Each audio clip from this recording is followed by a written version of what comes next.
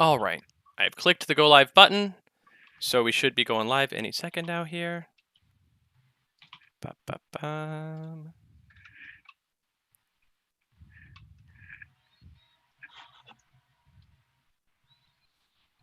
There we go. It seems to be live. So we need to do some audio test things and other stuff live, but we're just going to have to do it now. So does everybody on this call, Adam, Paul, Dave, all have your Audacity open? Mm-hmm. Yep. I'm going to say 3, 2, 1, go. On go, hit the record button, and then we'll each do a little snippet thing that I would have liked to have more time to explain. Here we go. 3, 2, 1, go. Hey, Trevor, this is Christopher, and this is Bullpen number 2. Hey, Trevor, this is Adam. This is Bullpen number 2. Hey, Trevor, this is Paul. This is Bullpen number 2.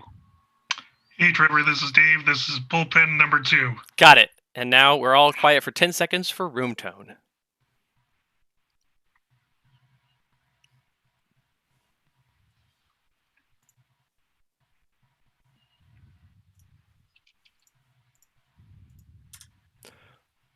All right. Cool. And so we've got the live stream going. We've got the recordings going. The only thing is, let's check the Discord. Hey, people, can you see? Yeah, people are responding in the Discord. Known. Oh, no, it's too late. We're not going to make it happen. Good. Excellent. Hello. So many people in the chat. I hope some people. What's up? That's great. Let's do my chat over here. Yeah, right. Moving things around on the various monitors to have everything going. Yeah. Where did Zoom go? Oh, you're gonna need that. I mean, as long as you don't close it, I guess you don't super need it. You don't have to like stare at everyone. Yeah. Right. It's full screen. That's why it's. I was like, why? I hate it when that does it. I want it to be the size of the window, but not the full screen mode. Yeah. All Yep. right. Okay, and right. Last but not least, we need to do the correct intro. So, Dave, the way that the Bullpen episodes historically have worked, in all of the Bullpen episodes we've done before, is that the episode starts with all of us saying "Welcome to the Bullpen" at the exact same time. So we're gonna do our best live here, and then Trevor's gonna make it better. So the pacing tends to be "Welcome to the Bullpen." So there's like "welcome to" and a gap that's about the same amount of space as "welcome to" and then the Bullpen. But again, Trevor will make it go. And what we usually do, what we did the one time we've done this before, is recorded it 2 or 3 times each. And then, so let's pretend this is intro. Are you all ready? We're ready to go? All right, here we go. Welcome to the Bullpen. All right, let's do it at least one more time. And this time, I'm just going to go, and you guys, unless you were already doing this, but still, it's a good thing, just copy my speed. It'll be terrible for everybody watching live, but it'll be better for Trevor. So here we go. Yeah. Welcome to the Bullpen. You want to do one more time for posterity?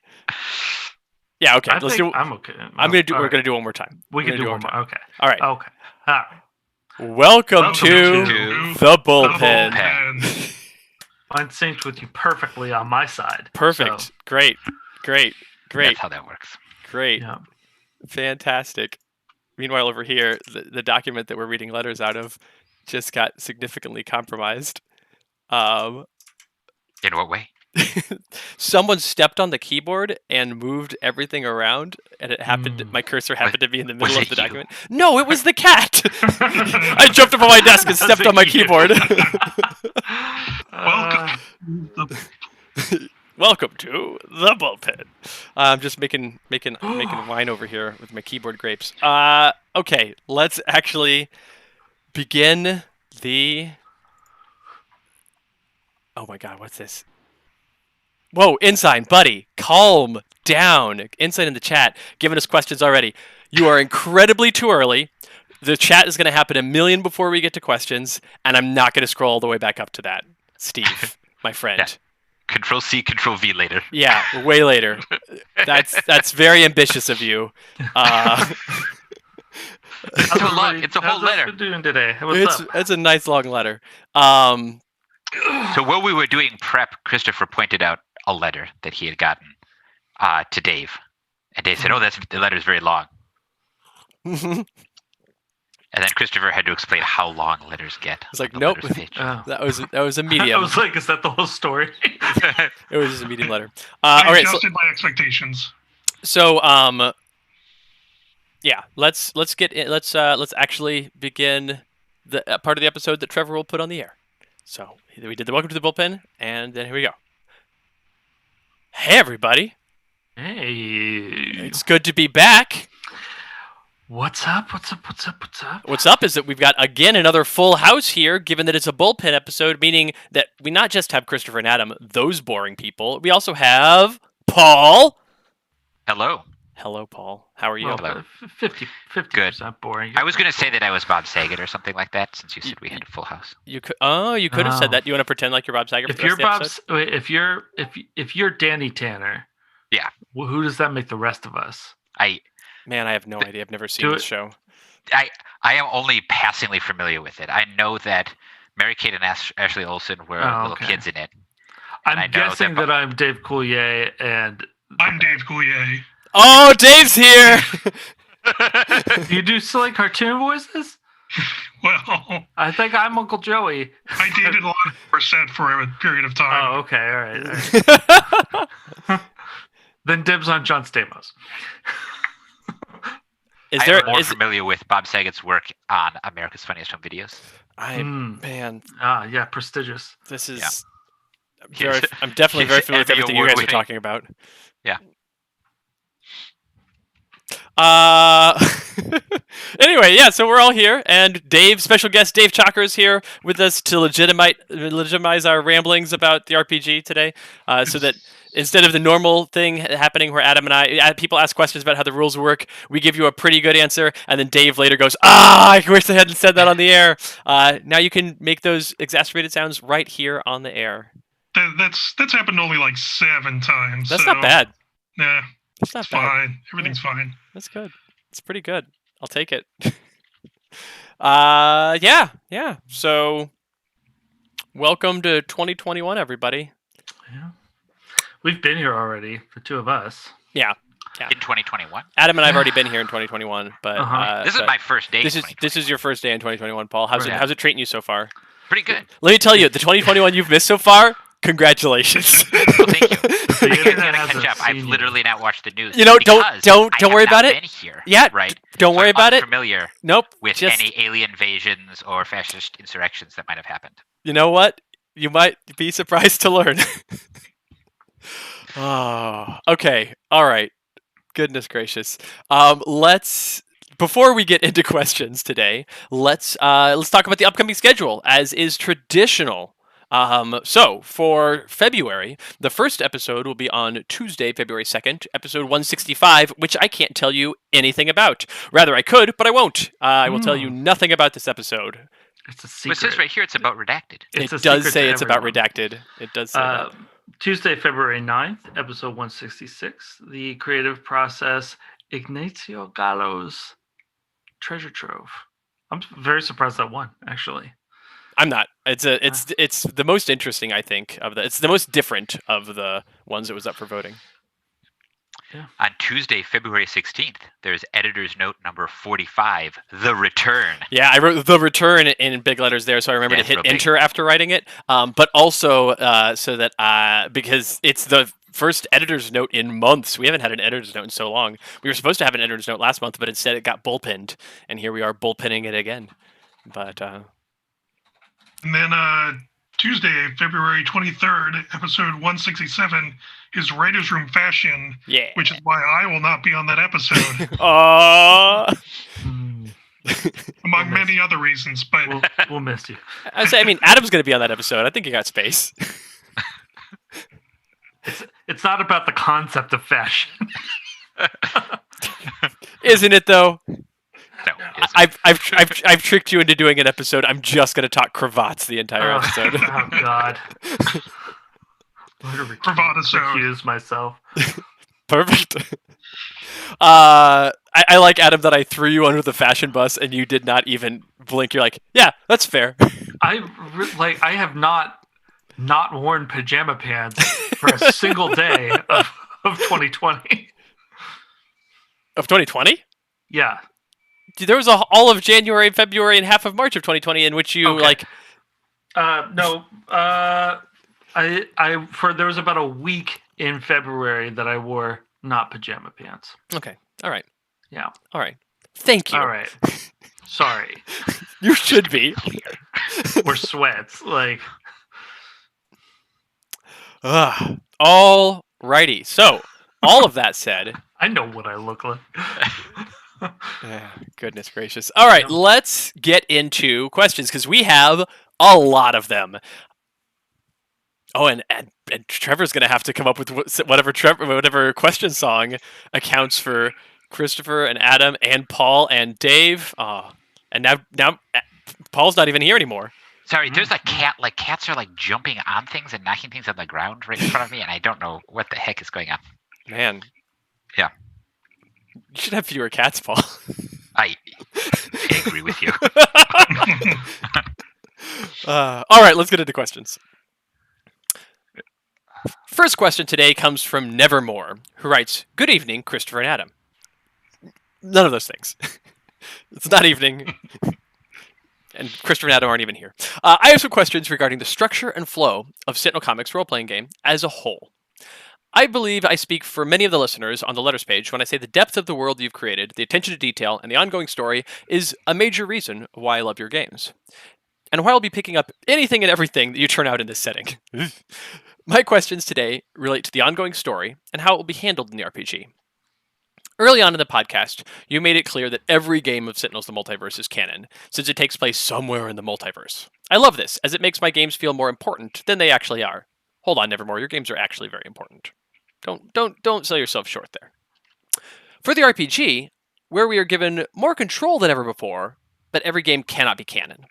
There's a canonical ending to each mission that is created, and some groups may end up in a distinctly different place than that canonical ending. I understand that anything can happen in our games, but when playing all the one-shots and the stories that are being made, I want to feel like my game is indicative of the bigger picture in some way. Do you have a plan on how to make all the disparate games that are being played feel as if they have some effect on the overall story? So, part of that is a thing that we've said that is different about the way that canon works for the RPG is that like every game that you play is canon to your own table. That in the Sentinel Comics RPG, the Sentinel Comics canon is the canon that you're playing, and so if you're deciding if in that canon things are one way or things are the other way, but like you say, there is an extant Sentinel Comics IP canon that continues even, that aside. So we do have some plans that we're wanting to do eventually with some like organized play type things where we would have stories and missions that would happen that would go out into the public, and that we would collect data on how things went and tie that back in. But it may surprise you to learn that the year 2020 definitely threw some wrenches into those. What are some things to not throw wrenches into? Anything. Like you a could- wrench nothing- box, a you could tool throw- box. you could Throw throw- wrenches right in there. I still wouldn't recommend throwing the wrench into it. You could like loft it. We're not like throw. You could just like Even casually. that, like you're gonna damage your other tools. Nope. Like No, it's just for wrenches. They're all just like cast it's just metal wrenches. If you had like a really it's a wrench bin. Right. If you had like a really thick like net, like a rope net that was hanging from the garage wall, you could throw a wrench into that rope net and it would go in there really nicely. It would just like sit. That's a good way to catch thrown wrenches. Wouldn't it then like fall on somebody as the wrenches spill out from the net, and then you'd have little Tweety only birds if you- around your head? I don't think Only that's if a you problem. installed it properly. Oh, sure. The answer is either yes or no, and in either case, I don't think it's a problem. Anyway, right. So, point being, organized in-person play has not super been ill-advised in 2020, and so we kind of took a backseat on that plan. But we still are hoping to make that thing happen in the future, where we can put stuff out and collect data on how things are going, and let people's stories at home impact the stories that are happening in the world of Sentinel Comics. other than that, like, play your canon, pick your canon for yourself, and have a nice time. It's kind of what it comes down to. Yeah, I don't think that. I don't think that there being one canon precludes existence of other ones, and it also became a thing that we're like, okay, well, we have to lock down this one timeline if we want to continue telling stories, right? That like we can't just leave it open to everything possible happening, and if we want any sort of cohesion. Right. Well, and it also wasn't up to us. Oblivion did this thing. We can't control what Oblivion does. Like, you try telling that guy how to do anything. Like, right. He's a loose cannon. So that's why we had to get rid of him. But anyway. For all the people that got accidentally / purposefully dead or worse during the Oblivion, people are clamoring for the return of Haka and Scholar and Night Mist. Nobody ever says, when are you bringing back Oblivion? Bring back Oblivion. We like that guy. We want to see more of him. Some people say that. I've heard some people say that they think we're going to bring him back. They're like, oh, well, you're going to do this thing where Oblivion comes back. But nobody's saying we really want Oblivion to come back. No love? Rude. Anyway.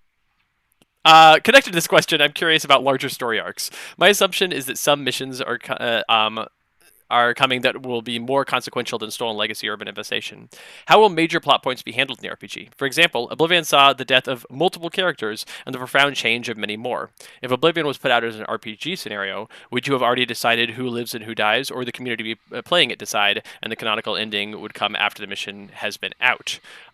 That's some down the road stuff. Yeah, I don't think we would have put out Oblivion as an RPG scenario. If we were going to do something like that, I would want to do it in a way where people could have the decisions that happen at their home table have ramifications for the greater world. That's like, you could do that in organized play. Right. But, again, that's later down the road.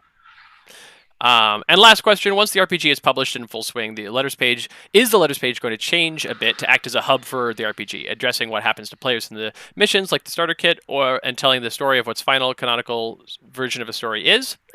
There'll be some of that. We certainly are happy to talk about RPG stuff here on the letters page, and as issues are out, we can talk about them, but I'm also not super, like, we just put the Off the Rails adventure out, plus the 2 adventures in the core rulebook out, and I'm not super keen to talk about those on the air anytime soon, because like, somebody might be getting the core rulebook for the first time 2 years from now, and so I don't necessarily want there to be the one place where all the spoilers live. So at some point in time, we'll probably talk about those things, but we'll have to pretty heavily spoilery tag certain episodes when we do that. Mm-hmm. Yeah. We've also talked about potentially reaching a point where we do writers' rooms of future issues, and like that's something that could happen also. Yeah, it's possible. Yeah, it's possible. All right, letter concludes. Thank you for all the time and effort you put into building a world that I love playing in. Sincerely, Nevermore. Thank you, Nevermore. And I wanted to leave this question in here. Most of the questions we have today aren't story questions like that one was, because next week is a story episode, and so we have a good deal of story questions. But that one was a little bit of both, and I did wanted to note for everybody listening, at least, that next week's episode is all about story from the world of Sentinel Comics, specifically as it pertains to the RPG. All right.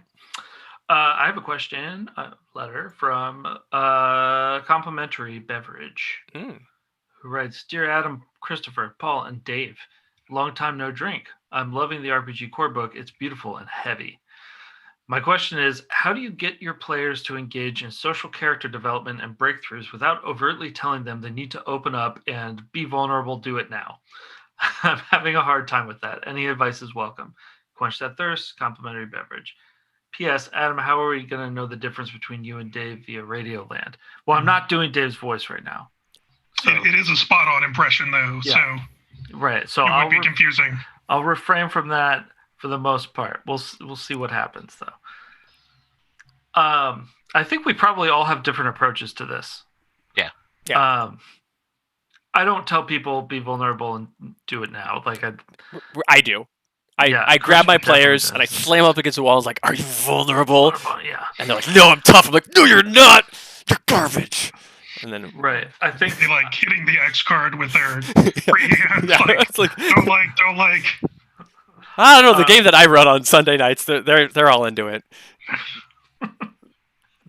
Yes. The game on Sunday nights is Adam and our lawyer and Nolan from Deepwater. I think that like the way that I do it is just I have them really think about their characters from the get-go and like their personal lives and stuff like that. And I, as a GM, know all of that. And I just make it a very personal story to them.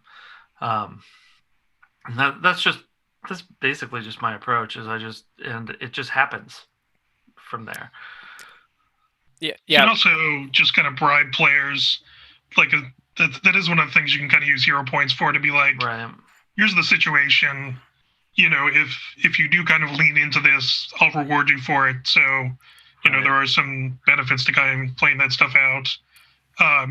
One of my favorite things that's ever happened in an RPG campaign I ran is two of the players decided to start dating in character and then had a breakup like in the middle of an adventure. Whoa. And they just sort of like, and they, you know, they were old friends out of character, so they were able to like play off each other.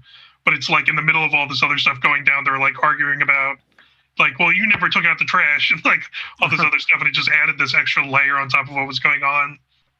And just looking for those opportunities and not like pulling people away from the cool thing they're doing, but instead saying, hey, you know, if you lean into this, like we'll make it work in the story, we'll reward you, and makes a better game all around.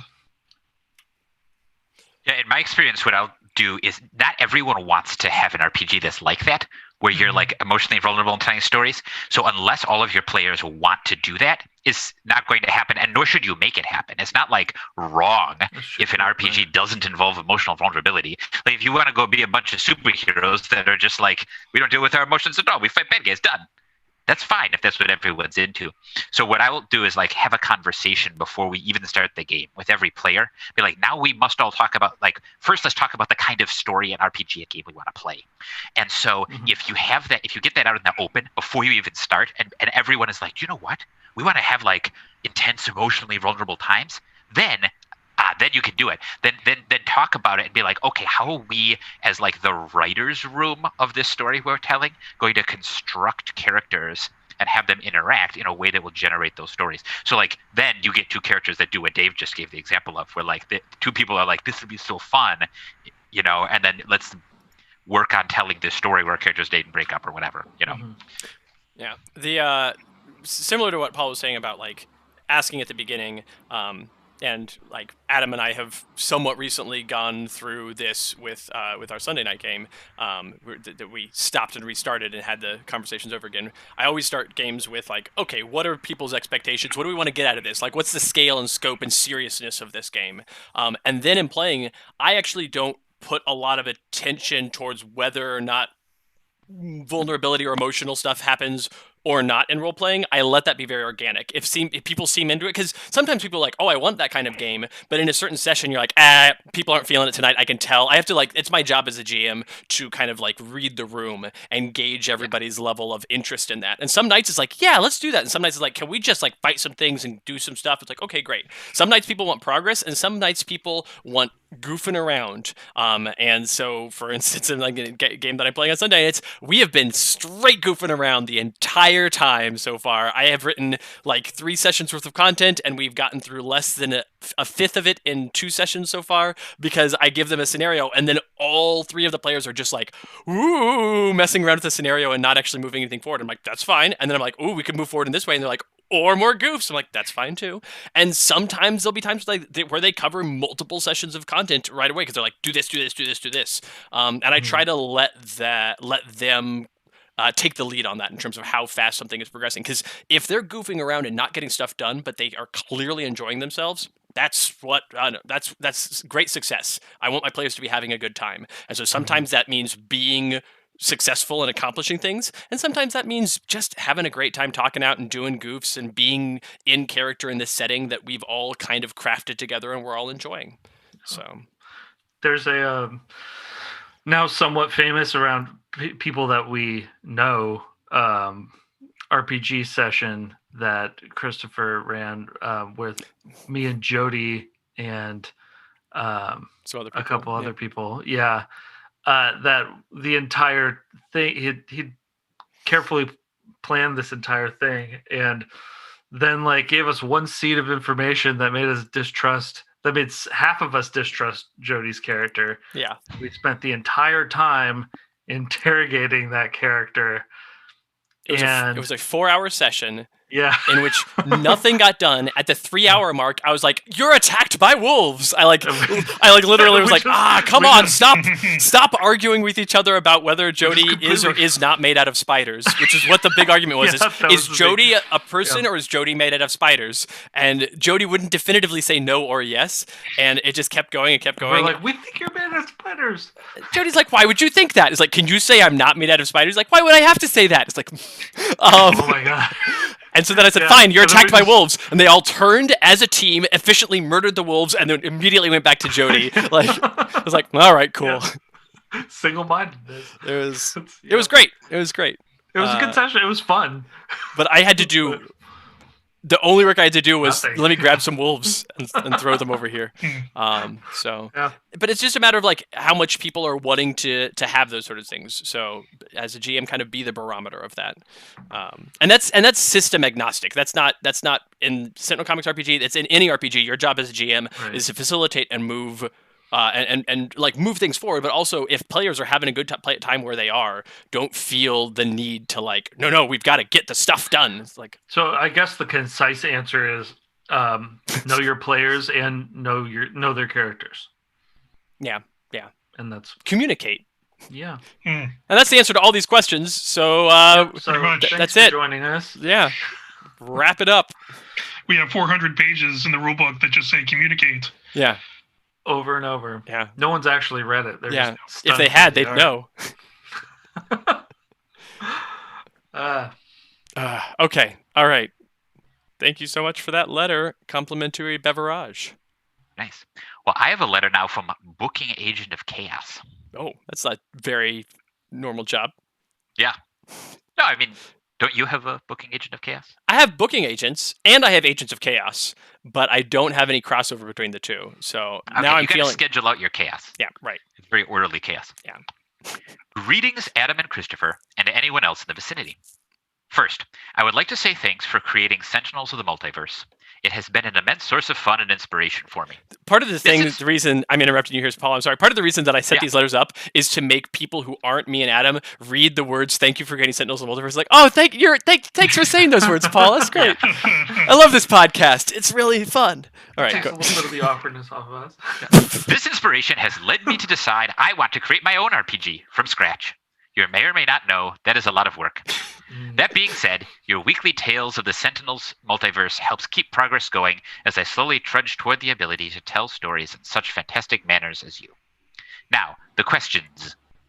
When originally you/Paul decided you should make Sentinels of the Multiverse, how did you create linear narratives for the game? Did you create a villain, then decide what they want and who would stop them? Did you start with a plot, then see who would be involved? Or even start with heroes and then choose who they fight and why? I have, hopefully, sorted out the base mechanics, and am eager to start writing my own stories. I have a couple ideas that would be good parts of a story, but I'm having trouble fitting them together. It doesn't help that I like to know the motivations of everything, and the rabbit holes seem pretty deep. Any help and/or tips from the pros would be very much appreciated. Regardless of how you answer this letter, thank you for your time and consideration. Keep it up. Booking Agent of Chaos. P.S. I am trying to find a good reality for my client, as it has been abundantly clear recently that this reality is not enough. I am working on it. I put this question in for this episode because this is actually a really good way to think about, like, when you're running an RPG, like, what do you start with? Do you start with your heroes, your player characters? Do you start with your threats, your villains, your world events? Like, what's the place for all of that? Because I will say that Adam and I when we were originally crafting the setting that became Sentinel Comics, the multiverse, etc. We were like, okay, what's our jumping off point here? And we're like, okay, we know we need the one of the most important things is the protagonist, is the characters that the players are going to be most connected to, but equally important, if not more so, is the villains and the environments, is the thing that gives them threats and things. Yeah, I mean, to be completely honest, I wish we were way more organized about it. We didn't know how much we were doing a thing that would dictate the next 10+ years of our life for sure. Like, but like our a lot of the time it was just, hey, I'm busy working on mechanics. Can you draw Baron Blade doing this against some heroes, right? Right. And so I would just go like, I haven't put Ra in this deck. Okay, all right. Right. But like same thing, sort of thing for an RPG. Not necessarily the draw villains doing things and make mechanics around it, but the idea of like, okay, what is it you want? What kind of stories do you want to be telling? And that informs who your villains are and what they do, the arcs of the story, what your heroes are going to have to go through. So Dave, when you're getting ready to put an RPG story together, what do you start with? The villains, the threat? Do you go start from the end and work backwards? Generally not starting at the ending, but I do like taking pieces of, if it's an ongoing campaign, I'll take things that have happened before and like pull out interesting bits and also other ideas I've had. A lot of it's just keeping a bunch of random notes on interesting things and combining them in new ways. I'm actually working on a new RPG right now, and what? Yeah, shocking. Not related to you guys at all. Whoa. Click. Oh, that's it for me. So it has source material in a lot of different comics and novels and TV shows and stuff, and it gives me an excuse to reread a lot of that stuff and pull out just individual ideas. And some cases I'll steal pretty much whole cloth and just drop it into whatever setting I have. Sometimes just there's a neat idea that leads to another idea, and I'll write that down and then just kind of work my way from there. Just, garbage in, garbage out kind of stuff. Sure. Paul?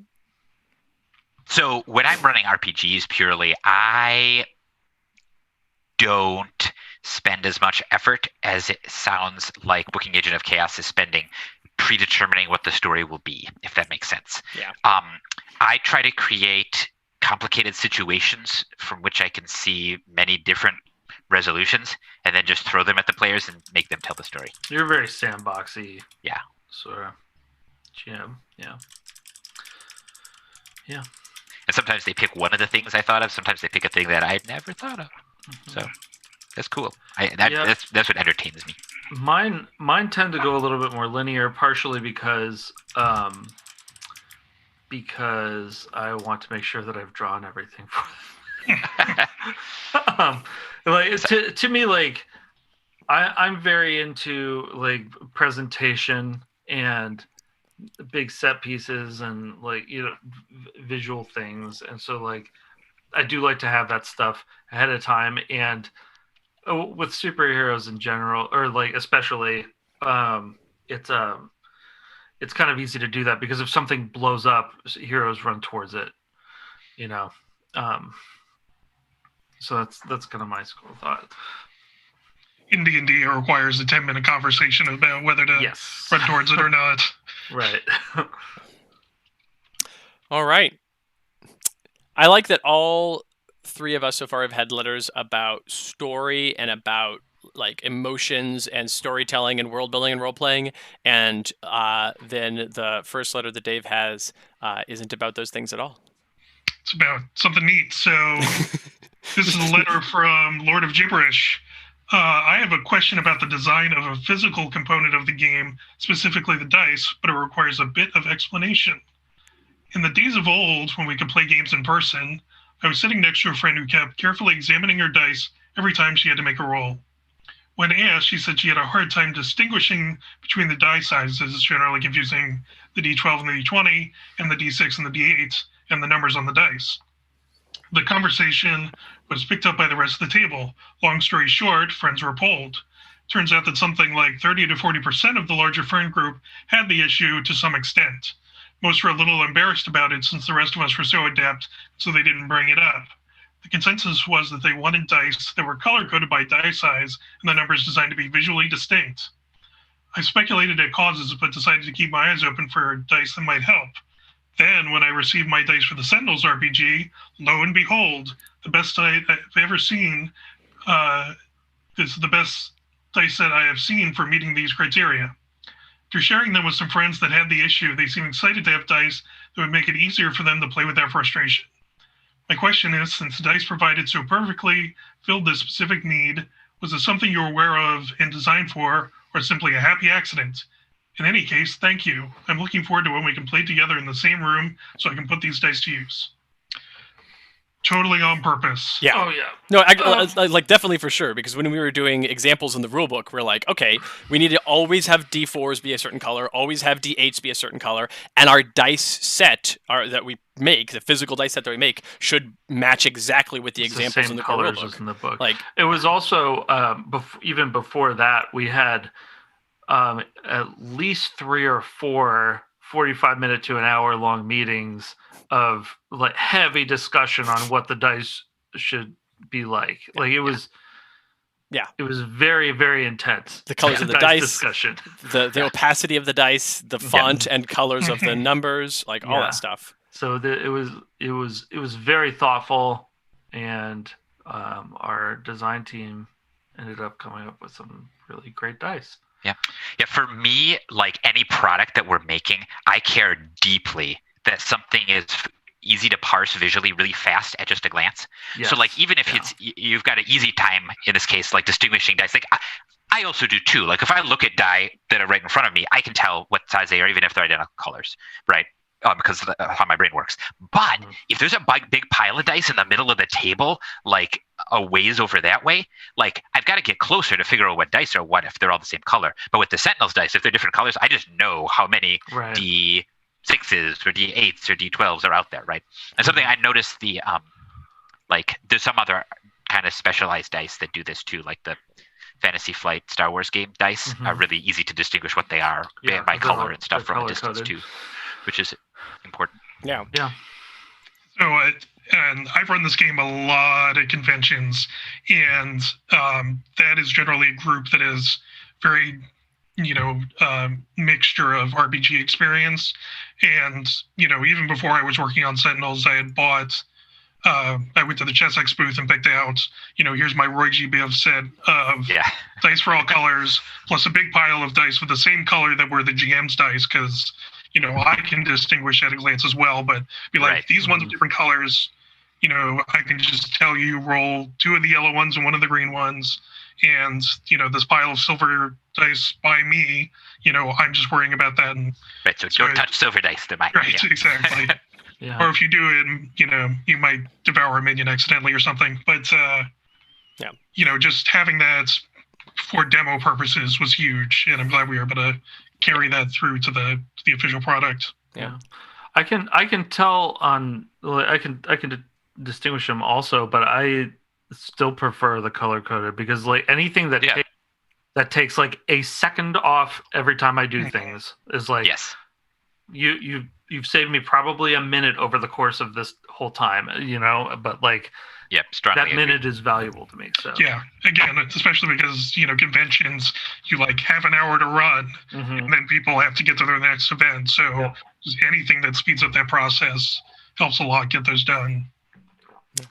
Adam Inferno in the chat mentions that he appreciates the D10s are 1 through 10 instead of 0 through 9, and that was a big thing for us. Is that like, standard D10s are a single digit 0 through 9, but in Sentinel Comics role-playing game, you will never roll 0 through 9. You will roll 1 through 10 on a D10. So that is extremely on purpose too, because multiple of us are like furious with D10s not having 10s on them. And like it's in most cases it makes sense why, but especially because Sentinel Comics role playing game is trying to be. It's not. Sentinel Comics role playing game is a game that is very new player friendly, in my opinion. Mhm. And having it's not that it's a game only for new intros to No, role-playing but one games. might call it the perfect entry-level RPG. Yeah. I would call it that. Okay. One might. So Dave, at least When two I'm in this trying chat to sell it to would. someone. But if you're, I remember the first time when I was a kid that I saw a D10 0 through 9, and it took me. I was like, oh, okay, I understand why. But if it's 1 through 10, it's like, oh, I don't have to think about this. It just Right. it's what's on the tin. So Right, exactly. Like Yeah, there are I've really good genuinely- reasons to have 0 through 10, but also good reasons to have 1 0 through through 9. 0 through 9, but also good Right, reasons to have 1 through but like I've played D&D games with people that have never played before, and mid game they would go, I guess I rolled 0 damage, and Right. you're like, Yep. no, that's Right.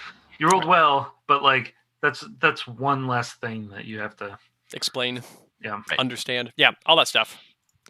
All right, so here we go. Did we get all that stuff? Yeah. All right. Next letter here is from Tom HC, who writes, "Hello, everyone. Would it be possible to just buy the portraits of the published NPCs? This would better enable GMs to show a picture of the awesome person who the player heroes just encountered, instead of using 995 more words than the necessary, and they look like this." So if you've got the core rulebook, then you also have the core rulebook PDF, and in the PDF there's all those pictures. So you have them. You can just like screenshot them from the PDF and use them in various ways there. Yeah, a lot of them are like cut off and stuff, but right. The trick is that, like, for us to put out, it would make sense at some point for us to put out some sort of art pack. Mhm. We don't have that in the works right now, but we've got a lot of other things we got to work on first. But putting out some sort of art pack that is like here's a bunch of useful art for using with the game does make a lot of sense. Yeah. So, yeah. All right, Adam, buckle up. All right, I have one that says it's from Sentinel Comics RPG. Yeah, I think that's not right. I think it's from the We've gotten letters from this before. Let me see if I can pull it up. That it's the like Phantom Cosmonaut, I think, was the one that was writing his letters. Oh, okay, because this is in Russian. Right. This is in Russian accent. Yeah, it's from the. I just pulled it up. It's from the Phantom Cosmonaut. Oh boy, how do you say this word? Here, let's just. Yeah.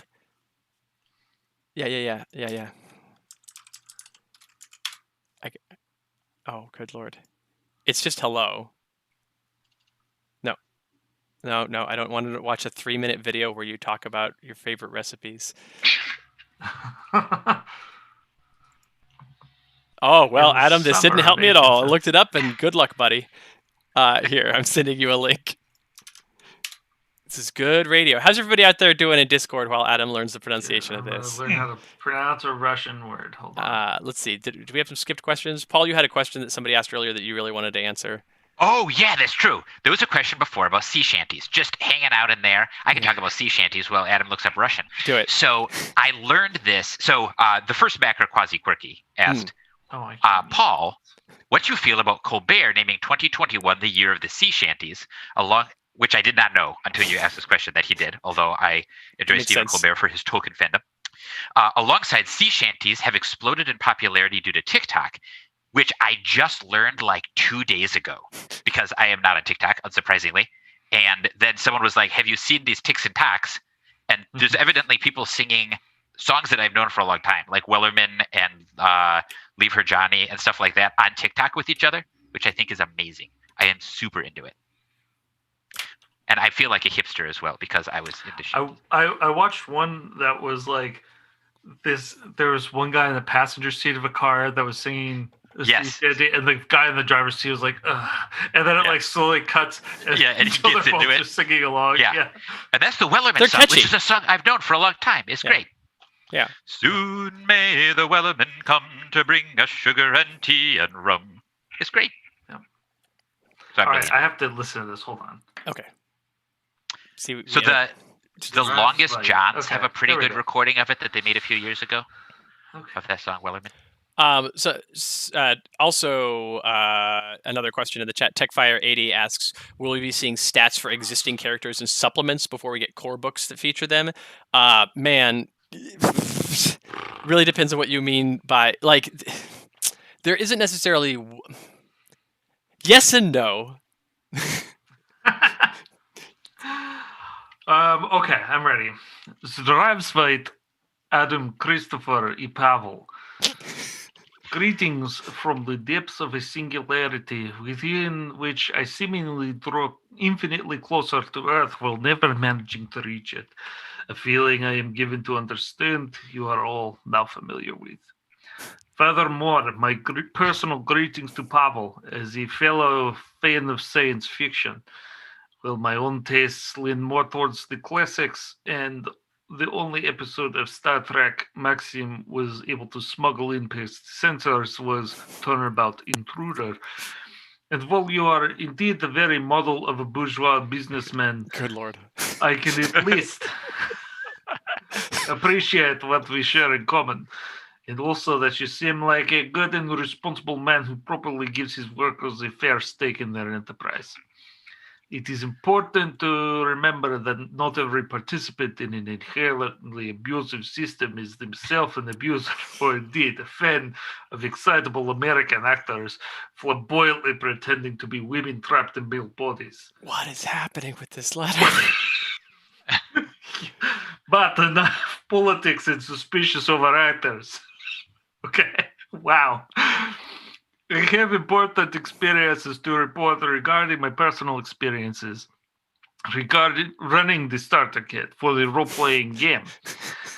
As of writing this, I still await my personal copy, but I am aware that even Space Amazon will struggle to ship to my current known address, and that you are arranging matters in-house. First, I enjoyed your novel. Do this whole letter, huh? Yeah, that's what. That's why I have it. All right. First, I enjoy your novel initiative system and found it added a certain dynamism to combats. However, keeping track of who had and who hadn't taken their turn during the round was a perpetual headache, without at least one player devoted to the task. Have you considered producing coasters or other such merchandise which could be flipped to indicate the conclusion of a given turn, perhaps with two specially made ones for environments, minions, villains, and the like? I had thought that such goods would be cheap to produce and profitable to sell. Failing that, what methods would you suggest are best to accomplish this task, short of simply printing my own coasters out of pages from my old rocket service manual? Dave, you want to take this one? Yeah. First of all, there's the GM kit, which has stuff that can manage that with cards that have stuff on both sides, where you can write the hero's name and then, hasn't acted yet, has acted, or whatever thing that works. There's also a very good product on drivethroughcards.com that's initiative cards, because we did not invent this system, although its lineage is weird that I won't get into. Yeah. But there are cards for that kind of system on drive-through cards, and they have ready to act in nice green on one side and acted in red on the other side, and a bunch of other groupings and stuff. And so if you want something else to supplement what's in the GM kit, got those as well. You can also just print it out on note cards and do something similar. I've seen a lot of times people will do they'll do like name plates that they you fold in half, and on one side it says that, and they just turn it around or tip it over, whatever. Yeah. I do like the idea of coasters, though. That's like you put your drink on, and then whenever you've acted, you take a drink and you flip the coaster, and then once everyone's gone, then you drink. And then the RPG is a drinking game all of a sudden, so win-win. Yep. Great. I just usually take a note card. Yeah, like you're saying, write the name of the character, and like say you named your character Bonesaw, and then on the front you would write "is ready," and then in the back you would write "needs 3 whole minutes." To 3 minutes of playtime. Right, so it needs 3 minutes of playtime before you can be "is ready" again. Right. Yeah. Perfect. But yeah, we tried to put everything that we thought a group might need in that GM kit, so that's why we've got things for this in there, things for Yeah. All right, Adam. What's this next part of this letter? Second, during the search for Tempest on Insula Primalis, I had originally printed several possible destinations for the players to search, ruling that the players could visit one location each round for free, and that the abilities which allowed players to move around within a scene could let them visit a second one. In theory, this would have let them explore red herrings like Citizen Dawn's ruined citadel, or even discover the bunker where Baron Blade had done his experiments. But in practice, without needing to roll checks to progress, the players instead sat in the landing zone, attempting to fight the missile launcher and seemingly every dinosaur on the island until I prodded them most soundly. Would you say my idea was inherently flawed, or were my players simply trapped in the traditional role-playing game mindset of clearing the encounter before exploration? If the latter, at what point should I, as the game master, step in and remind them that this is a different sort of game that requires a different kind of thinking, without coming across as trying to micromanage them? So with this one, I would say that the tool to lean on there in that sort of situation is the fact that you've got a scene tracker, and that's the job of the scene tracker, is to be like, hey, this is what's happening in this scene.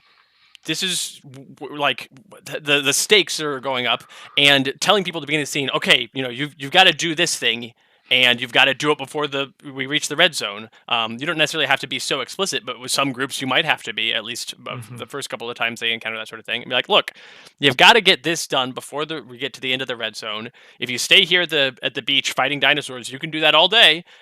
And then at the end of the day, the red zone will be over and you will have failed. So that use the pressure of the scene tracker. I was actually just talking to Brian Jewett, who writes us some fantastic letters in many of the different voices. I was just talking to him about this the other day. He was trying a non-standard type of scene and playing with some really cool ideas in it. And he's like, well, that worked pretty well, but I made the scene tracker too long, and so it took the pressure away. And it's like, yeah, that's the thing that can happen. Is it like, and I mean, we've been there before where we've done scene trackers that are too long or too short or not enough pressure. But the point of the scene tracker, is to dial it in, is to make sure that it keeps that pressure on. It keeps people knowing what's important. Because, you can stand around and punch mooks all day, or dinosaurs in this case. But knowing that, oh no, we've got to get to this before this countdown ends, helps drive things forward. Yeah, the other thing that I would say is make sure that you're creating challenges for those things, because especially for that type of player, because having here is your actual objective in front of you on the table is I think handy. So Dave, Paul, anything? Thoughts? Nah? You said exactly what I would have said about the scene tracker, so yeah. Cool. Yeah. Rock and roll. Third, during the undersea journey to Final Battle, they had figured out that the rules would only spawn new enemies from the environment if all threats were gone. And rather than defeating the last cyber shark, they simply reduced it to a D4 and then had Unity create a robot whose sole action each turn was to hinder the creature, rendering it harmless. They later complained I had not used the cyber squid, and even at the time, I wondered if I shouldn't bend the rules and introduce an additional threat, but I remembered what trying to be creative had gotten me on Insula Primalis, and I resisted. I ask you now, at what point should I bend the rules regarding additional enemies arriving on scene in order to maintain danger? It sounds to me like... Okay, go ahead, Dave. Well, it's very important for me to say that D4 Cyber Shark definitely is consolidating its power and will come back as a full-fledged villain later. Yeah. Yes. It's absorbed Unity's robots, and boy, did they make a big mistake underestimating that Cyber Shark. Got to get that off my chest first. Yeah. That's a good way to handle it. Villain material, yeah. The thing that I was going to say is your job as the GM is not to necessarily maintain danger, but what your job as the GM is all across the board is to maintain fun. Make it be fun. So the answer is you bend the rules if it's going to make it more fun, and you don't if it's going to make it less fun. That's basically the answer. Yeah. So, the environment thing is, it's a lot more of a guideline in a lot of ways, even though we did write it as a rule, but it's so that you're not just piling up, new minions every round after round after round. It's you're kind of dealing with the stuff. It's so that there's sort of an ebb and flow to these scenes that involve environments that also, again, aren't supposed to be the main thing all the time. There's also other threats you can introduce that aren't tied to the environment. So in that case, if either you just say, okay, you've incapacitated this hyper shark, let's move on to the next scene, or if there's still other pressing things, just even if it technically is, you haven't defeated, quote unquote, all the existing environment threats, just you can add more stuff to keep it exciting. Yeah. The other thing is that, like, again, this scene that you're describing here of, like, okay, we reduce the Cyber Shark down to a D4 and then have Unity build the robot and constantly hinder it. It sounds like they had a lot of spare time to come up with goofy plans and did not have enough things going on to occupy them. And that, like, maybe, like, you've got that scene tracker. You've got the list of things to implement. Like, I would worry less about when you should bend the rules and worry more about, like, like what we talked about at the top, about feeling the room, knowing how the scene is going, and being like, this scene is too dangerous, or this scene's not dangerous enough. Right. And that just you get by experience. It's like keep running them, and like now you've had this experience, so then try to dial it in a little better. Be like, how can I make that like more fun and tighten this up a little bit? Yeah, and it won't be perfect, but it will be better. And then you just keep doing different it. Different with every group too. And part of it is defeating a group or everything in the scene isn't necessarily knocking everything out. There are multiple ways to say you've defeated a particular threat, or gotten to the point where you can just progress. I would say that having a dedicated robot whose sole job is to hinder a poor, innocent, damaged D4 shark means you've thoroughly defeated and humiliated that mega shark. That poor shark. Pour one out for our shark homie. Finally, is a general rule. My parents. My players prefer to save their hero point bonuses to generate outstanding successes. I realized that the rules allow for many possible options there, but a favorite of mine was to allow players to anticipate and disable future major environmental twists. They also liked to use these points specifically to prevent invoking twists at all naturally. Is this intentional, or should I be trying something else to curb twist mitigation? I mean, if you want to use your hero points to make sure that on rolls that you would succeed with a twist, you instead succeed without a twist or succeed overwhelmingly, I mean, that's fine. That's the least interesting use of them to me. Right, but like I like twists. Twists are great. As a GM, I like twists. As a player, I like twists. Yeah. But not everybody feels that way. Not everybody is into risk. Right. So if I got that red zone ability that gives me a major twist when I do something, I'll be using that every turn. Hey, give me all the major twists. Yeah, major twists are the best twists. Yeah.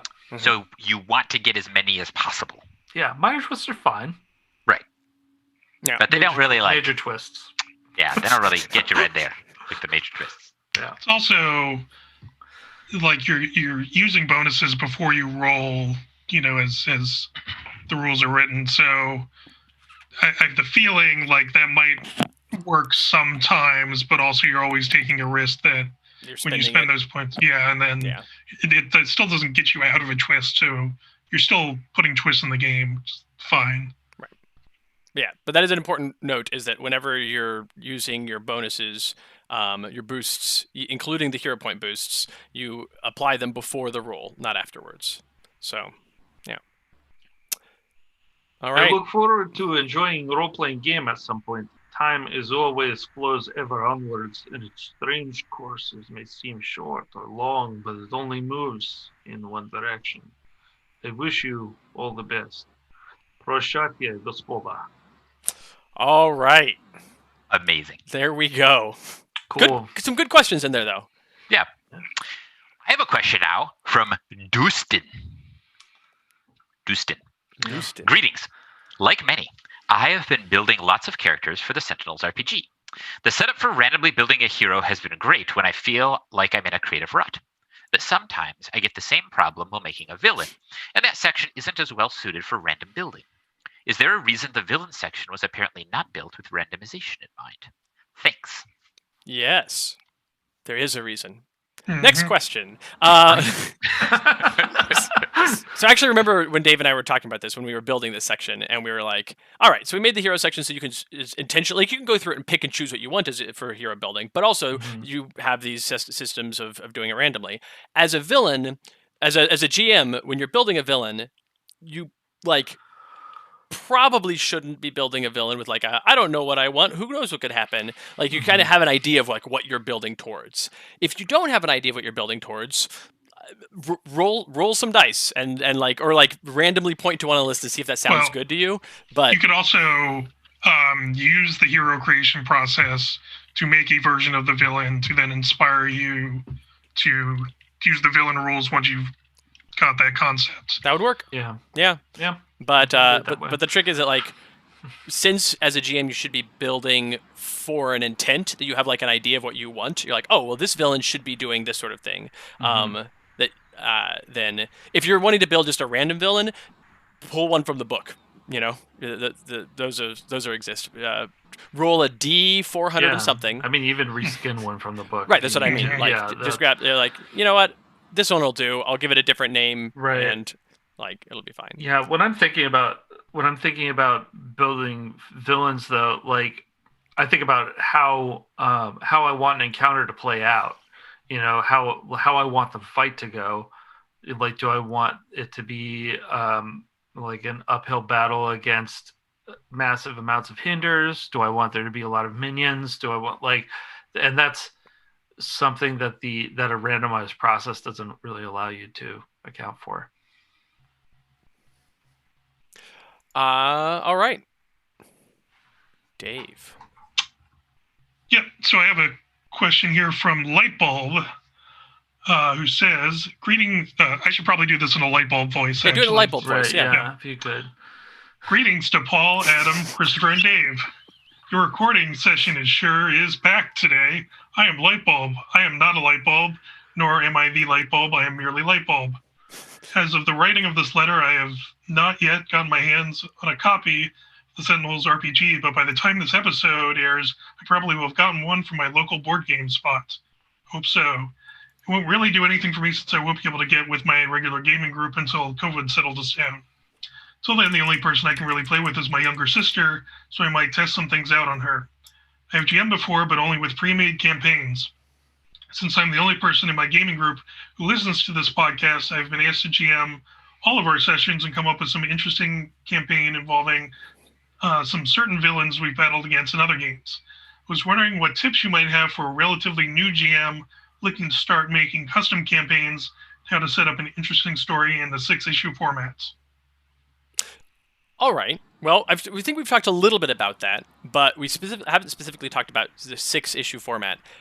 And I want to say before we do, you don't have to do stuff in a 6-issue format. Like, if you've if you have a thing that is, you want it to run 6 issues, great, make it run 6 issues, fine. But and we've done that. Adam and Paul and I have all three done that for our live streams, and that's not at all how we would do our home games. I would not be stressed about the 6 issues. That's the thing that I would stress there. It's like, don't worry about that at first. Yeah. Right. Like, just make a story that you want to. It's like, if I were doing this for my home game, I would say, here's a story that I want to have. Here's the different things. Here's the different wrinkles. We'll let some things develop as the players play, and then there'll be a resolution point. When we get there, we'll call that an arc. And did that arc take 3 sessions? Great. It's a 3-session arc. Collect it. Call it good. Did that arc take 9 sessions? Great. That's a 9-session arc. Collect it. Call it good. You don't. It doesn't specifically have to be 6 sessions. If that's what's happening at your home game. My home game ended up going 12 sessions and an annual. Right. Yeah. Like, that was how it did. It was and my 12 sessions in an annual, 12 sessions in an annual. I think And that even ends up being more formulated than I would bother with. Yeah. Yeah, because of how I run stuff, it's so sort of sandboxy, like we said, that I'm not really sure. I don't know. Right. Well, and then also because of the thing that I talked about, where like sometimes you start a session as a GM and you're like, all right, here's the thing they're going to accomplish today, and instead they argue about whether somebody is or isn't spiders for 3 hours, and like that's not a failed session. Everybody had a good time, but I'm not like, well, okay, that's one of our 6 sessions. Got to mark it off. Like, no, like I don't sweat it. I'd be really excited to read the single issue that's just, is this person spiders? Like, are you familiar with Spiders Man? Yeah. I am actually. So I would also say talk to the players and see what they're interested in story-wise, and then write the story. Don't do that. Yeah, that's the other piece of advice. Terrible. Dave, what about you? How would you make a 6-issue session? Or just make a custom thing. Yeah, well, I also will plan a whole thing out and then start into it and then just cut stuff or add stuff. If I'm really, if I said to my group, which, has happened in playtesting, we're just going to do 6 of these and then we'll do something else because get other stuff to playtest or whatever. Just take some stuff out, don't plan very strictly. Here's 1, 2, 3, 4, 5, 6. Here's some stuff. We'll get to some of it, or if we get to all of it, I'll add some more stuff later as the campaign progresses and just adapt on the fly. Yeah. The other thing a couple of people in chat mentioned was that a good thing to do is to just borrow/steal published material and be like, hey, I'm just gonna put in this issue as is, or put in this issue and change all of the cosmetic things about it. We're going to change all the names, going to change all the characters, but there's these challenges and there's these scenes. Just use them. Just go for it. We've put out nearly a dozen issues now, more than that. We put out 6 for the starter kit. We put out Soul Legacy and Urban Infestation. We put out 2 in the core game. I don't know why I'm doing this. I've already messed it up. We 6 for the starter kit. Soul Legacy, Urban Infestation, Off the Rails, and 2 of the, so that's 5 there. So yeah, we put out 11. So nearly dozen is incredibly accurate, Adam. Yeah. Very well done. You can also, other superhero games exist, and they have published adventures. Do they? Yeah, they do. And you can steal from them. Yeah. Can. This is a very easy system to figure out the stuff in. So, in the chat, Brian says, Session 1, gather the group together. Session 2, introduce the problem. Session 3 to 5, gather the things you need to fix the problem. Session 6, fix the problem. There's a generic 6-issue outline if you need it. It works. Honestly, that's right. Yeah. But I would move a couple of markers. Session 1, gather the group together and introduce a big cliffhanger at the end of Session 1. Session 2, introduce the problem. You introduce it in Session 2. Cliffhanger every issue. Yeah. Yeah. Right. But yeah, that's the big thing. Is at end of Session 1, give people a big meaty hook. If you watch the GM prep for this, the one that Paul ran at the office, you'll know that it's just a Mega Man game. Yes, it's true. Exactly. That was the framework.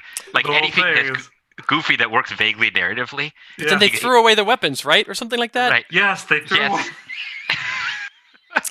That group. That was the weirdest group. It was goofy. It was fun. Yeah. But it worked. And that was just a framework we were going with, and it was great. It was awesome. It gives you the beats, right? You're like, okay, this is like how a story would work. Right. You go to a unique stage based on the villain. You fight the villain. And then exactly. And then at the end, there's a big there's a boss rush. Right.